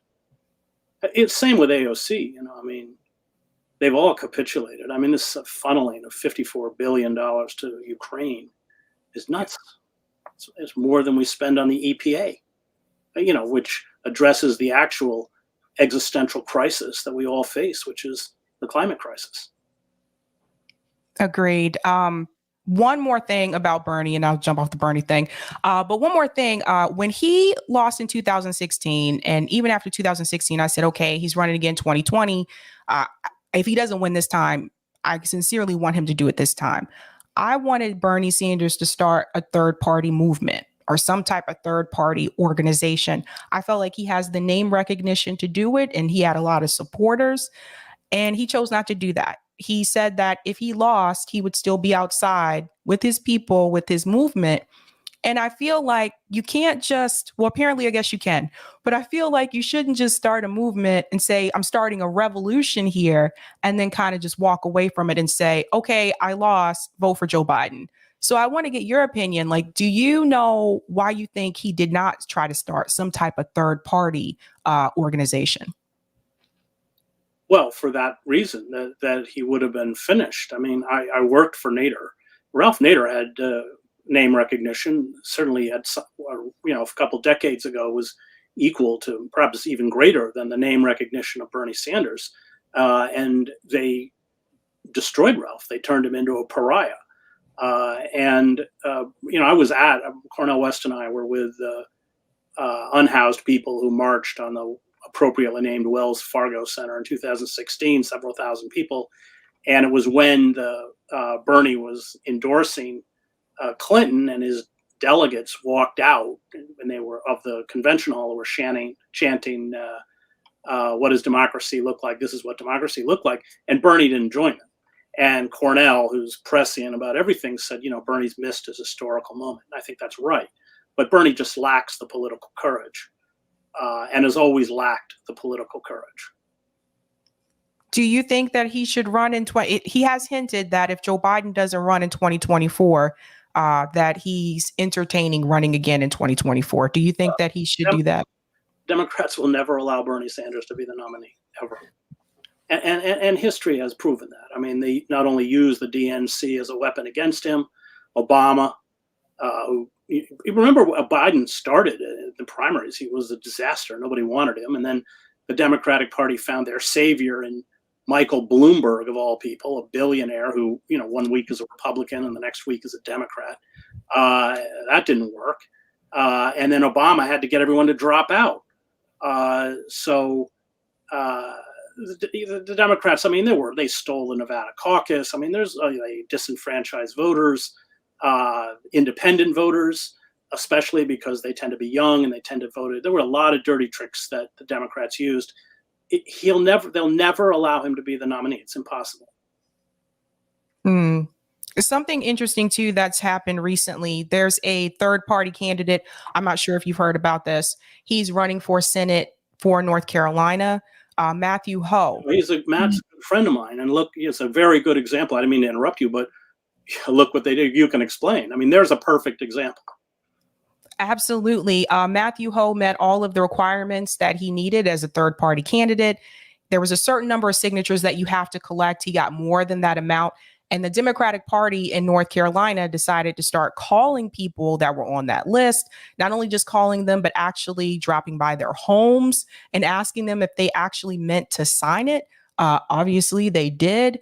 And so they decided that there were I think 5 signatures that they thought were a little suspicious. So they decided just to throw it all out to prevent him from getting on the ballot. Right. And that was 3 Democrats and 2 Republicans on the committee. And so the same thing happens with the debates. So it's not run by the League of Women Voters anymore. It's a private corporation, usually sponsored by the healthcare industry and the insurance industry and the pharmaceutical industry. And I wouldn't want to debate Ralph Nader. They never allowed Nader on the debates. If you go back when Kucinich was running the primaries, they said, well, it had to be in the top 4. Well, I think at a certain point, I can't remember what state, I think it was maybe New Hampshire. I can't remember. It was fairly early. Kucinich was in the top 4, and they just changed the rules because that debate was sponsored by the insurance industry, and Dennis calls for universal health care. So the system's completely fixed. It's fixed. I mean, it's so rotten. We have the Democratic Party spending millions of dollars to fund far-right candidates in the primaries as if that's to get them the nomination because they think they'll be easier to beat. And if you go back and look at the Podesta emails that were published by WikiLeaks, the Clinton campaign was working overtime to make sure Trump was the nominee because they thought he would be the easiest to pick off. It's just insane. These people are so out of touch. I mean, I'm not, I'm getting old myself, but I mean, Pelosi's 83, Schumer's 71, Biden's, 79 or something? 78. I mean, they live in a time warp. They're completely disconnected from the reality in the country. They're going to get shellacked in the midterms. So then you've got Congress and a Supreme Court in the hands of these proto-fascists. And I think they'll come back. If it's not Trump, it'll be DeSantis or Pompeo or one of these other who are actually more dangerous than Trump because Trump's incompetent. I can see that happening as well. Actually, we just did a poll recently on this show about who people thought would win in 2024. And the majority of people ended up voting for, I think it was DeSantis, that they think would win in 2024 if Joe Biden ran again. But I think when you talk about the system, being fixed, what do you say to people who still want to try and believe in that strategy of trying to put progressive through the Democratic Party? I don't think it works because I feel like you are taking them and you're putting them into a system that they're supposed to be fighting against, right? They're fighting against corruption. They're supposed to be against corporate money, but you're putting them into the same party that is corporate owned. And that party isn't really going to let them do what they want to do. I think we've seen that multiple times recently with Nina Turner. She came forward and she said in a recent interview with Status Quo that the squad did not support her for her recent campaign because they were threatened. And they went on to say some of those threats included losing committee assignments, having primary challengers. I don't really consider that a threat per se, but those were some of the threats that they received. So what do you say to people that still want to try to do that strategy? And if progressive members in Congress were to contact you today and ask you for advice, what advice would you give them? Well, they have to care more about their principles than they do about their career. And unfortunately, they care more about their career than they do about their principles. They don't want to pay the price. They don't want to pay the political price. I don't, there's very few people, Matt is a perfect example. The Democrats were terrified of Matt Ho because he ain't going to back down. So they had to eradicate him. They had to make sure that he couldn't even run as a candidate. I mean, it shows you how frightened they are, because I don't think the Green Party is going to pose any kind of a real threat. They went after Jill Stein. They went after Ralph. I think Ralph's height, I think he polled in 2000 about 4%. But Ralph, at one point in the campaign, rented out Madison Square Garden. He didn't actually have the money to do it, but he just charged everyone at the door, I think $5, and managed to pay for it. And he filled Madison Square Garden. The Democrats saw that and they just freaked out. So they know that nobody wants them, that people vote mostly against those they hate, not for those who they want. They're desperately flailing around, the Democrats. Roe v. Wade, I mean, they're culpable for Roe v. Wade. They had 20 years when they could have codified that in a law.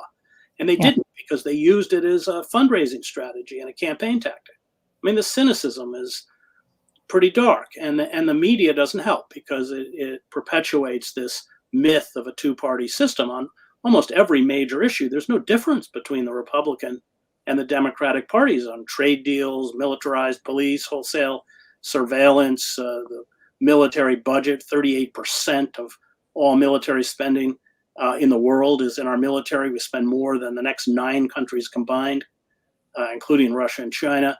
There's no difference between them. It's the what Freud called the narcissism of minor difference. Abortion's not a minor difference, but it's cultural issues, and politically, economically, they're the same. They all, if they may not, when Obama gets into office, he perpetuates these wars in the Middle East. In fact, he increases the fighting in Afghanistan and massively expands the drone warfare. Obama's assault on civil liberties worse than those under George W. Bush, if you can believe it. Obama used the Espionage Act 9 times against whistleblowers, including against Snowden. And Chelsea Manning and everyone else. So yeah, they're all cut from the same cloth. And they spend a lot of money. I mean, Clinton, I think finally in the end spent $1 billion on that campaign because it's all smoke and mirrors. It's all advertising. It's all burlesque. It's all vaudeville. When Obama ran in 2016, Kucinich gave me Obama's 2-year voting record in the Senate. He said, read this. And it was appalling. It was every corporate giveaway. Obama supported the death penalty, anything they wanted. And as Dennis said, he said, when I went to baseball games in Cleveland, they'd go up, I'm imitating Dennis, they'd go up and down the aisle saying, get you a scorecard, get you a scorecard. He said, that's the scorecard. Forget everything else. But we don't look at the scorecard. We get seduced by political advertising, which is very sophisticated and very well done. And then, of course, by a media. All they ever do is talk about polls. They never talk about issues. And everything replicates a sports contest. I mean, even the way they'll set up the desks, and there's one loony who supports Trump and somebody who supports Biden, and they both lie through their teeth, and there's a cynicism to it. But it's all it's anti-politics. It's all completely vapid. It's all void of actual issues and actual ideas. And of course, and now we've cut ourselves off. We live in a society where nobody reads anymore, which is scary to people like me and Cornell and Noam and everyone else. I don't know how you can truly understand capitalism if you don't at least read the first volume. I don't pretend it's easy the first volume of Capital by Marx. I mean, Rosa Luxemburg. I mean, all these great revolutionary theorists, Malcolm. I mean, they read in a prison because they can't spend all day on the internet. But that book, Malcolm Speaks, that's a really, still to this day, a really important book for my students. There's more depth and political kind of understanding in the prison classrooms than there are, I've taught at Princeton, Columbia, and other places, than there are in those classrooms, partly because all of those kids in the elite schools want to be part of the 1%, but also because my students in the prison, who are what Gramsci would call organic intellectuals. I mean, they've turned their cells into libraries. They're serious intellectuals. They just never came out of a school system that gave them a chance. But they're victims of white supremacy. They're victims of institutional racism. They're victims of capitalism. They're victims of police violence. So the discussion begins at a level that these kids in Princeton can never reach. And they read.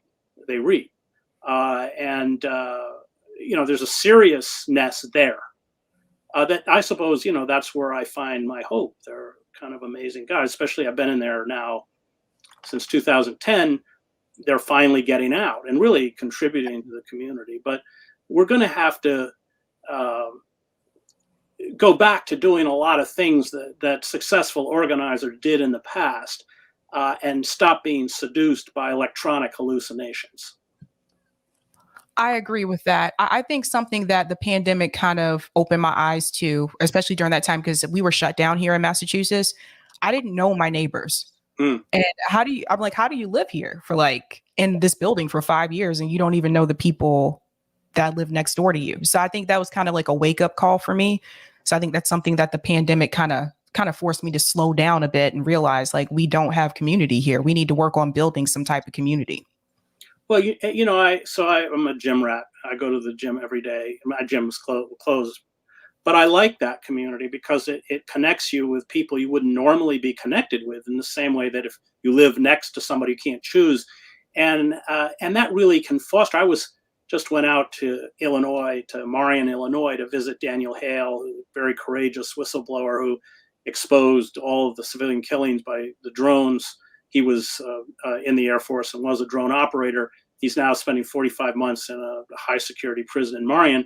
I didn't get in. I'm going back. They're going to apparently let me in. But so I went to the gym and I spent 4 hours working out and lifting with one of the corrections officers who works at the prison and a member of the Illinois State Police.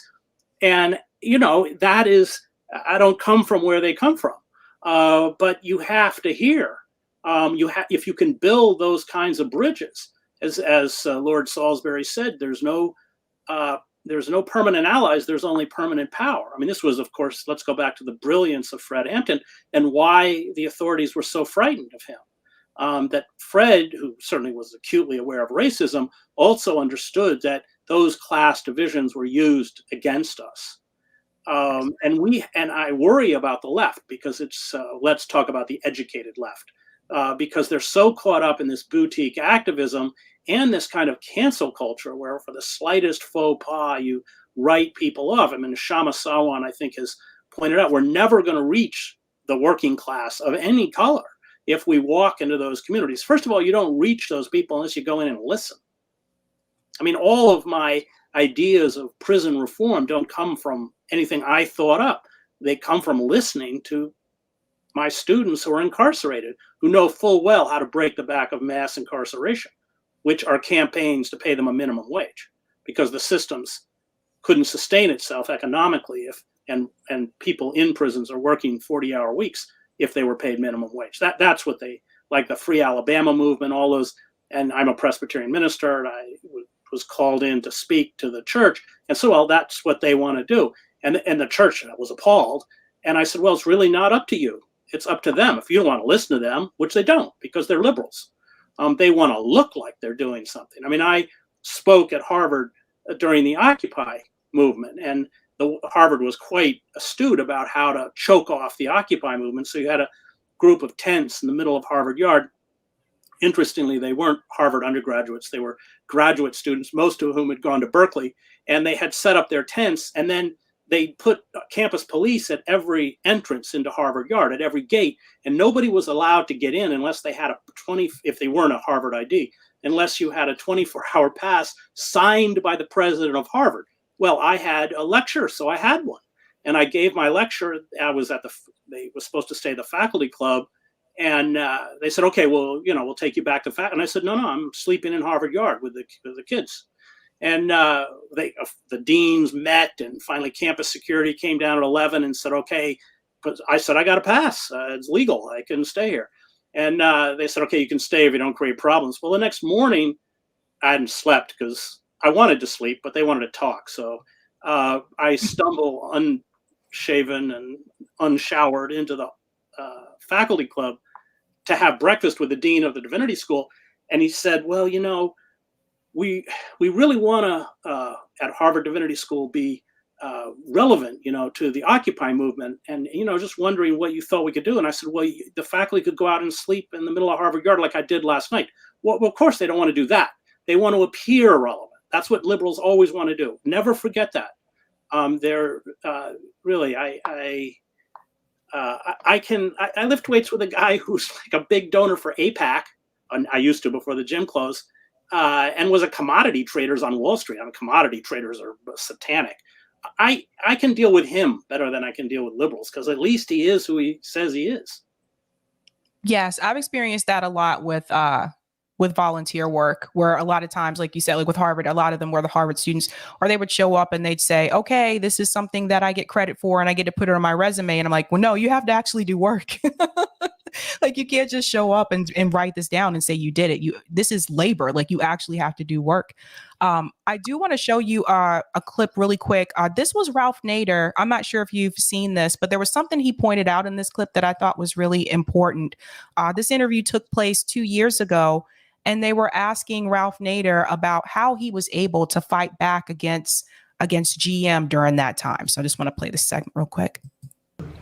And we could never have achieved what we did in the 60s and 70s if we had the Congress that occurs now, which is indentured to Wall Street, to big money, to gerrymandering, predictable elections for the most case, safe districts, lack of competition. Didn't you have plutocrats in the 1960s? You had very wealthy Americans, the kind of people who may have owned the car companies or the banks back then? They weren't as organized. They didn't have political action committees. When I took on GM, they didn't even have a lobbying office in Washington, D.C. Now they're much more organized, and it teaches us a lesson. When we beat them, they come back even stronger if we don't become more organized. Democracy is all about civic organization. It's not just public opinion. That's important as a brooding omnipresence, signaling to the lawmakers that the bulk of the people are behind the few activists that are in the vanguard. Okay. I want to get your take on that. He talks about political action committees, that they didn't have to worry about that back then. It was easier for him to fight against GM. And he said, like, he couldn't do it with the Congress that we have today. And I want to get your opinion about political action committees, because I've shown like donor information on my show multiple times. And sometimes people will comment and they'll say, oh, well, that's a safe pack. That's okay. And I'm like, well, is it? I don't know. I mean, they're taking corporate money. So I want to get your opinion about political action committees. Do you think there's a such thing as a safe political action committee? No, they're all bought off. MoveOn.org. I mean, I was involved in the whole organizing when Obama, remember, promised that we were all going to have the public option and then betrayed us. And MoveOn.org suddenly said, well, we have to support Obamacare, which is a disaster, because we have to get Obama elected. Well, they were meeting with Democratic strategists every week. They've all the environmental groups get not corporate money. I mean, there are very, very, very few groups that have retained their integrity. They've all been bought off. Well, Ralph, I admire Ralph immensely, and nobody has been fighting corporate power longer, more successfully, and with more integrity than Ralph Nader. And what happened is that during the Clinton administration, there was a California congressman named Tony Coelho, and he and Clinton conspired to get corporate money. They said, we can get corporate money and we'll do corporate bidding. So we'll take back the law and order issue. Biden was in on all of this. We'll slash taxes. We'll deregulate the FCC. We'll destroy Glass-Steagall. We'll do anything you want.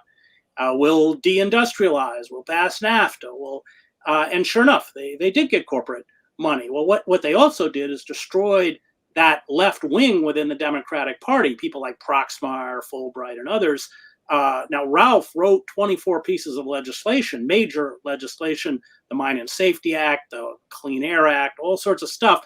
But then this liberal wing of the Democratic Party, or let's call it a left wing populist, they pushed it through Congress. But then these people were all eradicated. And that's why Ralph ran. He said, I have no leverage anymore in Washington at all. And that began with the Clinton administration. So Ralph, who's kind of like me, doesn't really enjoy politics too much, but the goal was never to win. Ralph never thought he'd win. The goal was to pull 5, 10, 15 million people out to begin to scare the crap out of the Democratic Party and make them respond, because politics is a game of fear. That was always Ralph's intent.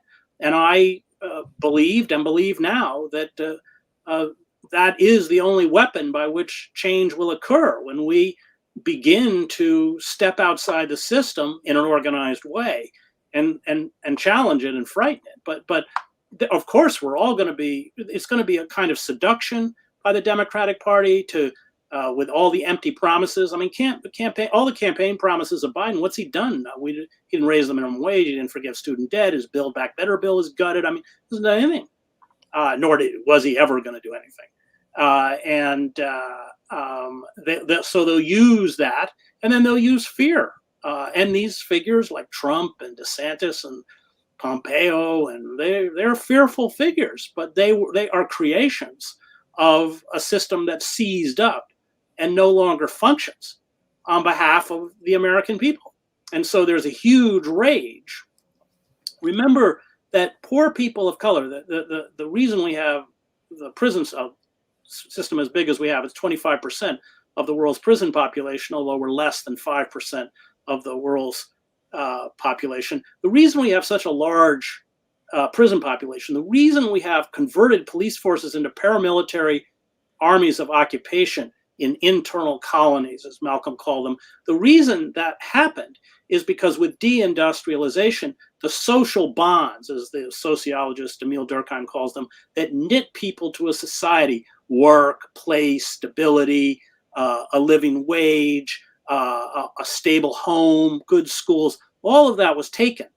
And so with those social bonds ruptured, then the two mechanisms for social control become militarized police and prisons. So you've essentially denuded within urban areas, primarily people of color. You've removed the men from the street, and you don't just remove them for a year or two. I mean, these sentences are ridiculous. I've taught people in prison who have life sentences and never committed a violent crime. 40% of the people in our prison system are not charged with physically ever harming another person, and nobody gets a jury trial. Only 94% are coerced to plea out. So that means the prosecutor and the police stack all sorts of charges against you. They know you didn't commit, and then they use them as bargaining chips. But if you actually go to trial and then you don't get adequate legal representation, all of those charges, and it's your word against the cops, you're finished. And that's the tragedy, because the students that I teach with the longest sentences are usually innocent. They didn't commit the crime, but they were foolish enough to go to trial. So you have destroyed, and that economic statistic that you cited is important, because Black families in particular have suffered far more than white families, no comparison. But you also have disenfranchised the white working class. Half of my family, my mother's side of the family, comes out of the white working class in Maine, so I've seen it. The political and cultural and social opinions they hold are indefensible, but they're angry. It's a gun culture. They're all veterans. And the difference, and James Baldwin points this out, between, he said there's a wonderful essay, I can't remember which one it is, but anyway, everyone should read all of James Baldwin. But there's an essay where he talks about why black people don't have a midlife crisis. He said, because when you grow up black, you know the system's fixed against you from the moment you come out of the womb. But if you're white, you can be fooled into thinking, oh, I can be anything, the Oprah stuff, I can be anything I want to be. I can achieve, but then of course you get to be about 40 and you realize your life is a dead end. Like I'm talking about, the uneducated, unskilled working class is a dead end. And that's created the kind of rage that we're now seeing that is contributing to the rise of this Christian fascist movement. I've called it proto-fascist movement, whatever you want to call it, but this kind of very frightening authoritarianism. And it is a way, look at Marjorie Taylor Greene. She's a total nutcase. But these people feel victimized, and they're not wrong. They have been victimized. And the more vulgar, the cruder, the more these people speak in the language of violence, the more popular they become. And so I spent 2 years writing a book on the Christian right called American Fascists, the Christian Right and the War in America. And I came to the conclusion at the end of the book that the only way to break the back of the movement, because they all engage in magical thinking. Hannah Arendt writes about this. When life becomes just so unpalatable, you create a world of irrationality to cope, and you can't argue these people back into the rational world. That the world was created in 6 days, and Adam and Eve, who were real people, lived with dinosaurs or whatever. You can't do that. It isn't going to work because you're attempting to push them back into that fact-based, reality-based world that almost destroyed them. And the only way to break the back of the movement, I wrote the book 10 years ago, is to reincorporate these people back into the economy and into the society. And of course, we've done the opposite, and now we're paying for it. But the Democrats bear a tremendous amount of blame, in some ways worse than the Republicans, because it used to be in the old Democratic Party pre-Clinton that labor had some voice, that there was some, they took in, it took into account labor as a force within the party. Well, they abandoned labor completely. That was Clinton. And Thomas Frank wrote a really good book, really funny book about this. He goes to one of these Clinton meetings in Boston. Everybody should read that chapter. It's hilarious, with all these kind of, liberals, how we're all going to be entrepreneurs and all this kind of stuff. And so, yeah, the Democratic Party is as culpable for where we are as the Republican Party. I have 2 more questions for you. Do you think, well, the first one is in reference to donors. I talked about this last night. Jeffrey Katzenberg donates to Democrats, donated $20 million to TYT, is also donating money to Liz Cheney. So they share donors, right? And that means to me that they have shared interests. Do you think it'll ever be possible to get corporate money out of politics, and why or why not? Well, no. All these people petitioning their Congress people to revoke Citizens United. Well, their Congress people are only there because of Citizens United. If there was no corporate funding of the political system, all these figures like Pelosi and Schumer, and they wouldn't exist. They wouldn't have their political power. The power of a Schumer and Pelosi comes because they're the conduits of that money. So Wall Street gives the money, and they anoint which candidates get it and which don't. That's their power. And the whole system is so corrupt that it isn't going to reform itself, because if it reformed itself, it would reform itself out of existence. It isn't going to do that. So it really becomes mass movements. That's it. You look at the farmers' protests in Europe. That's great. I've been in Paris. I used to live in Paris. I've been in Paris when farmers with tractors come in and shut the city down. That's the kind of stuff we have to do. All the way around. And students, especially, if you live in a civilized country, you don't pay for college. That's right. The debt peonage that is burdened upon these kids is just appalling, and they can't make any money. It's just terrible. And then Congress passes a bill that you can never get out of it, even if you declare bankruptcy. That's Congress. That's Democrats and Republicans. They're all working for the same people. Like Goldman Sachs. You can't vote Goldman Sachs out of power. It doesn't matter who's in power. Just like you can't vote the war industry, like Victoria Nuland and all these. Yep. She was Cheney's chief foreign policy advisor. She's working for Biden. She worked for Obama too. So, yeah, they're all the same. I mean, the Democrats are a little slicker, perhaps, but they're just as morally bankrupt and, frankly, just as evil. I mean, Biden gets a pass. I mean, I go into that prison. I think, half of those students or more wouldn't even be there but for Joe Biden. And what has he done to their children? What has he done to their families? What has he done to them? What has he done to their communities? There should be a price to pay for that, but nobody's making him pay it. That's a good point. My goal, and this is going to be very tough, but my goal is I'm trying to educate, especially African Americans, about the Democratic Party. And I'm trying to get people to just stop voting in the two-party system. You don't owe them your vote. If you're going to vote third party independent. It's not easy. I will tell you that much. It's not easy to change their minds, but I think more people are starting to wake up because of their economic conditions right now, given the state of the country. But the last question I do have for you, I'm glad that you mentioned the third party strategy, because I think people don't understand. I've heard people say this before. Well, third party can't win, independent can't win. I'm like, that's not the strategy. You're supposed to take votes away from Democrat and Republican. You're supposed to make noise, right? Yeah. But everything becomes about pushing back in every way possible, you're not being passive, because if you're passive, you're complicit.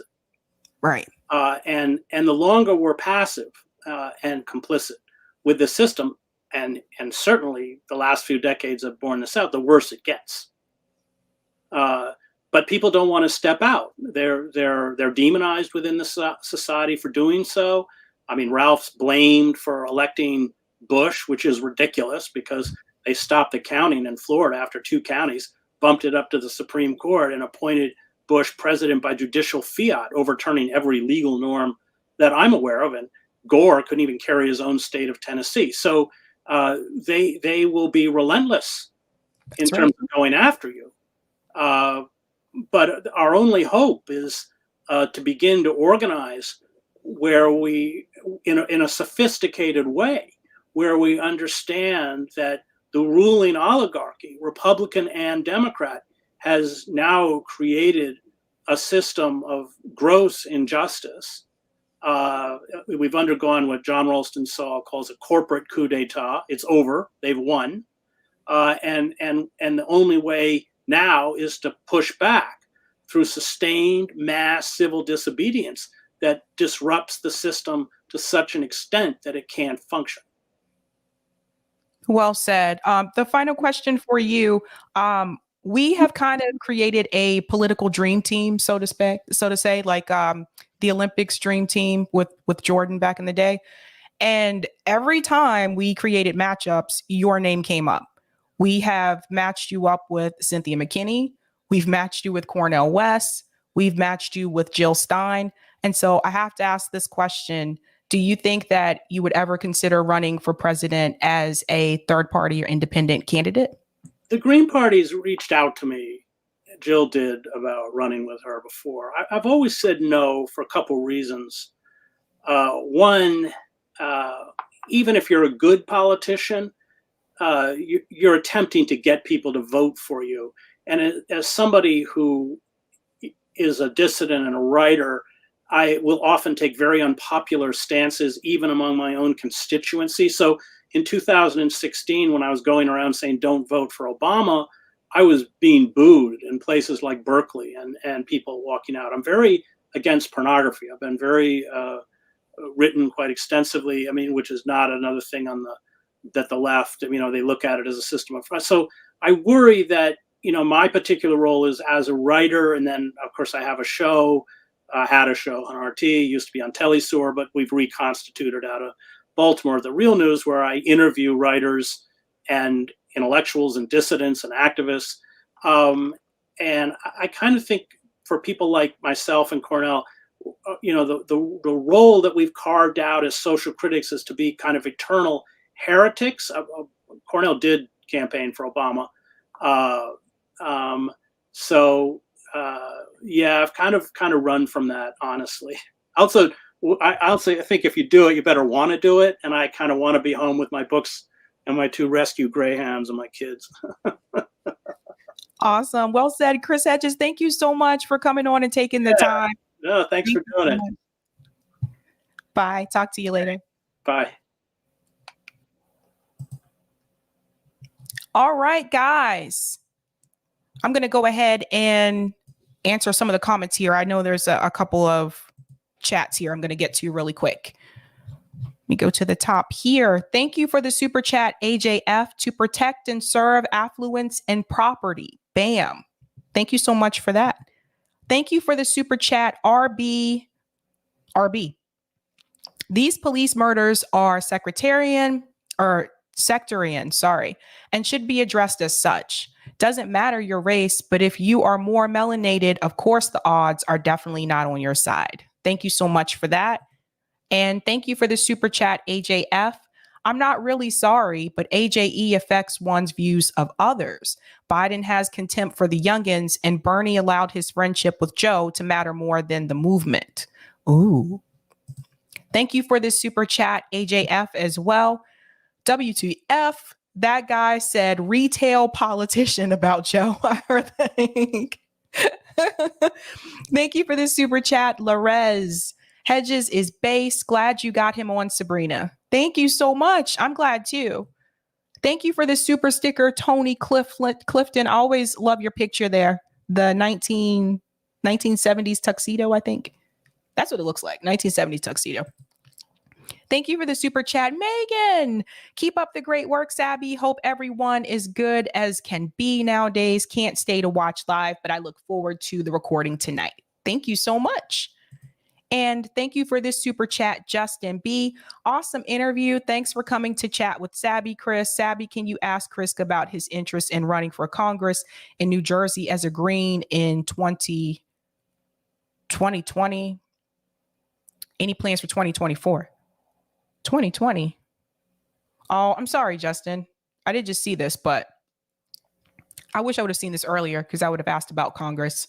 But it sounds like, I did mention president, but I don't think that's what he is looking towards doing right now. And any plans for 2024? Yeah, I did ask about. Sorry, Justin. I just saw that. Terrell, please check out Chris on the Real News Network from yesterday or 2 days ago. Really good, real stuff there. Yeah, if you guys haven't watched Real News Network, definitely check it out. They do have good stuff on there. Thank you so much for becoming a member, Coop Save America. Shout out, welcome, and thank you. And thank you for the super chat as well. You're awesome. Thank you so much. I appreciate that. I think I got everybody. Let's just double check. I did. And I think there is a comment on Rockfin. Thank you so much for the tip. Be the change. Thank you so much. All right, guys. I hope you learned a lot from Chris Hedges here tonight. Really good stuff. Eric and I will probably, I say Eric and I, it's Eric. Eric will probably clip portions of we can talk about this, Eric, clip portions of the interview. We can clip the whole interview and then we can clip certain portions. Like there's a segment about, obviously there's questions about Bernie and then there's stuff about the liberal hypocrisy as well. So let's go ahead and we can do that, Eric. I'll talk to you after. I don't know why I'm saying this to everybody else. LPA Film, Sabby, are you going to get Jesse Ventura on here? Oh, you just reminded me. I have to email. Thank you for the reminder. Would like to though. Ashira, Sabby always miss guest questions until they're gone. I'm sorry. I know. I'm sorry. I had set questions. I knew things that I wanted to ask, but sorry about that, Ashira. I'm so sorry. I don't know what that means, Steve, 824, but welcome anyway. Alrighty. So guys, thanks so much for hanging with me tonight and tuning in. Tomorrow, I won't be here. I'll be off tomorrow. I'll be back Thursday evening. We'll get back into real good news. Friday, I have another guest coming on. Now, he's a politician and he used to be a Republican and he switched to a Democrat. So I would really like to hear a lot from him. So I'm excited to hear that information. And, number of viewers. Okay, Eric. I didn't know what that meant. I was like, I don't know what that means, but oh wow. That's awesome. Thanks, Gamer. And thanks for the super chat, Roger Meadows. One more. Okay, I think there may be one more on Rockfin. I think that's what he means. Or maybe.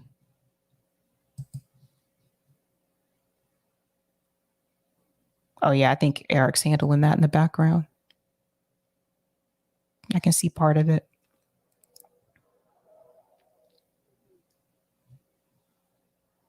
Okay, I see it now. Okay, thanks so much.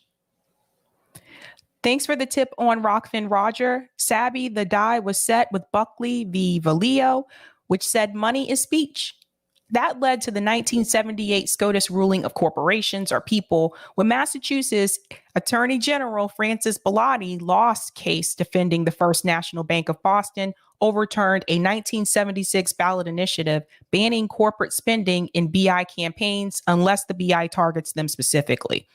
This led to Citizens United. Sabby, you must say vote BI and VR before vote third party. Thank you for the reminder, Roger. All right, guys, if you didn't get a chance to do so, to go ahead and hit that like button there. If you're new, go ahead and subscribe. I'm off tomorrow, guys. I'll be back on Thursday. I'm going to have a Sabby day tomorrow, and then I'll come back. I have so much. There's so much news this week, you guys. I know I can't do it all in one segment, but thanks so much for hanging with me. Really appreciate it. You guys know how we do this. Have a good night. Keep up the fight.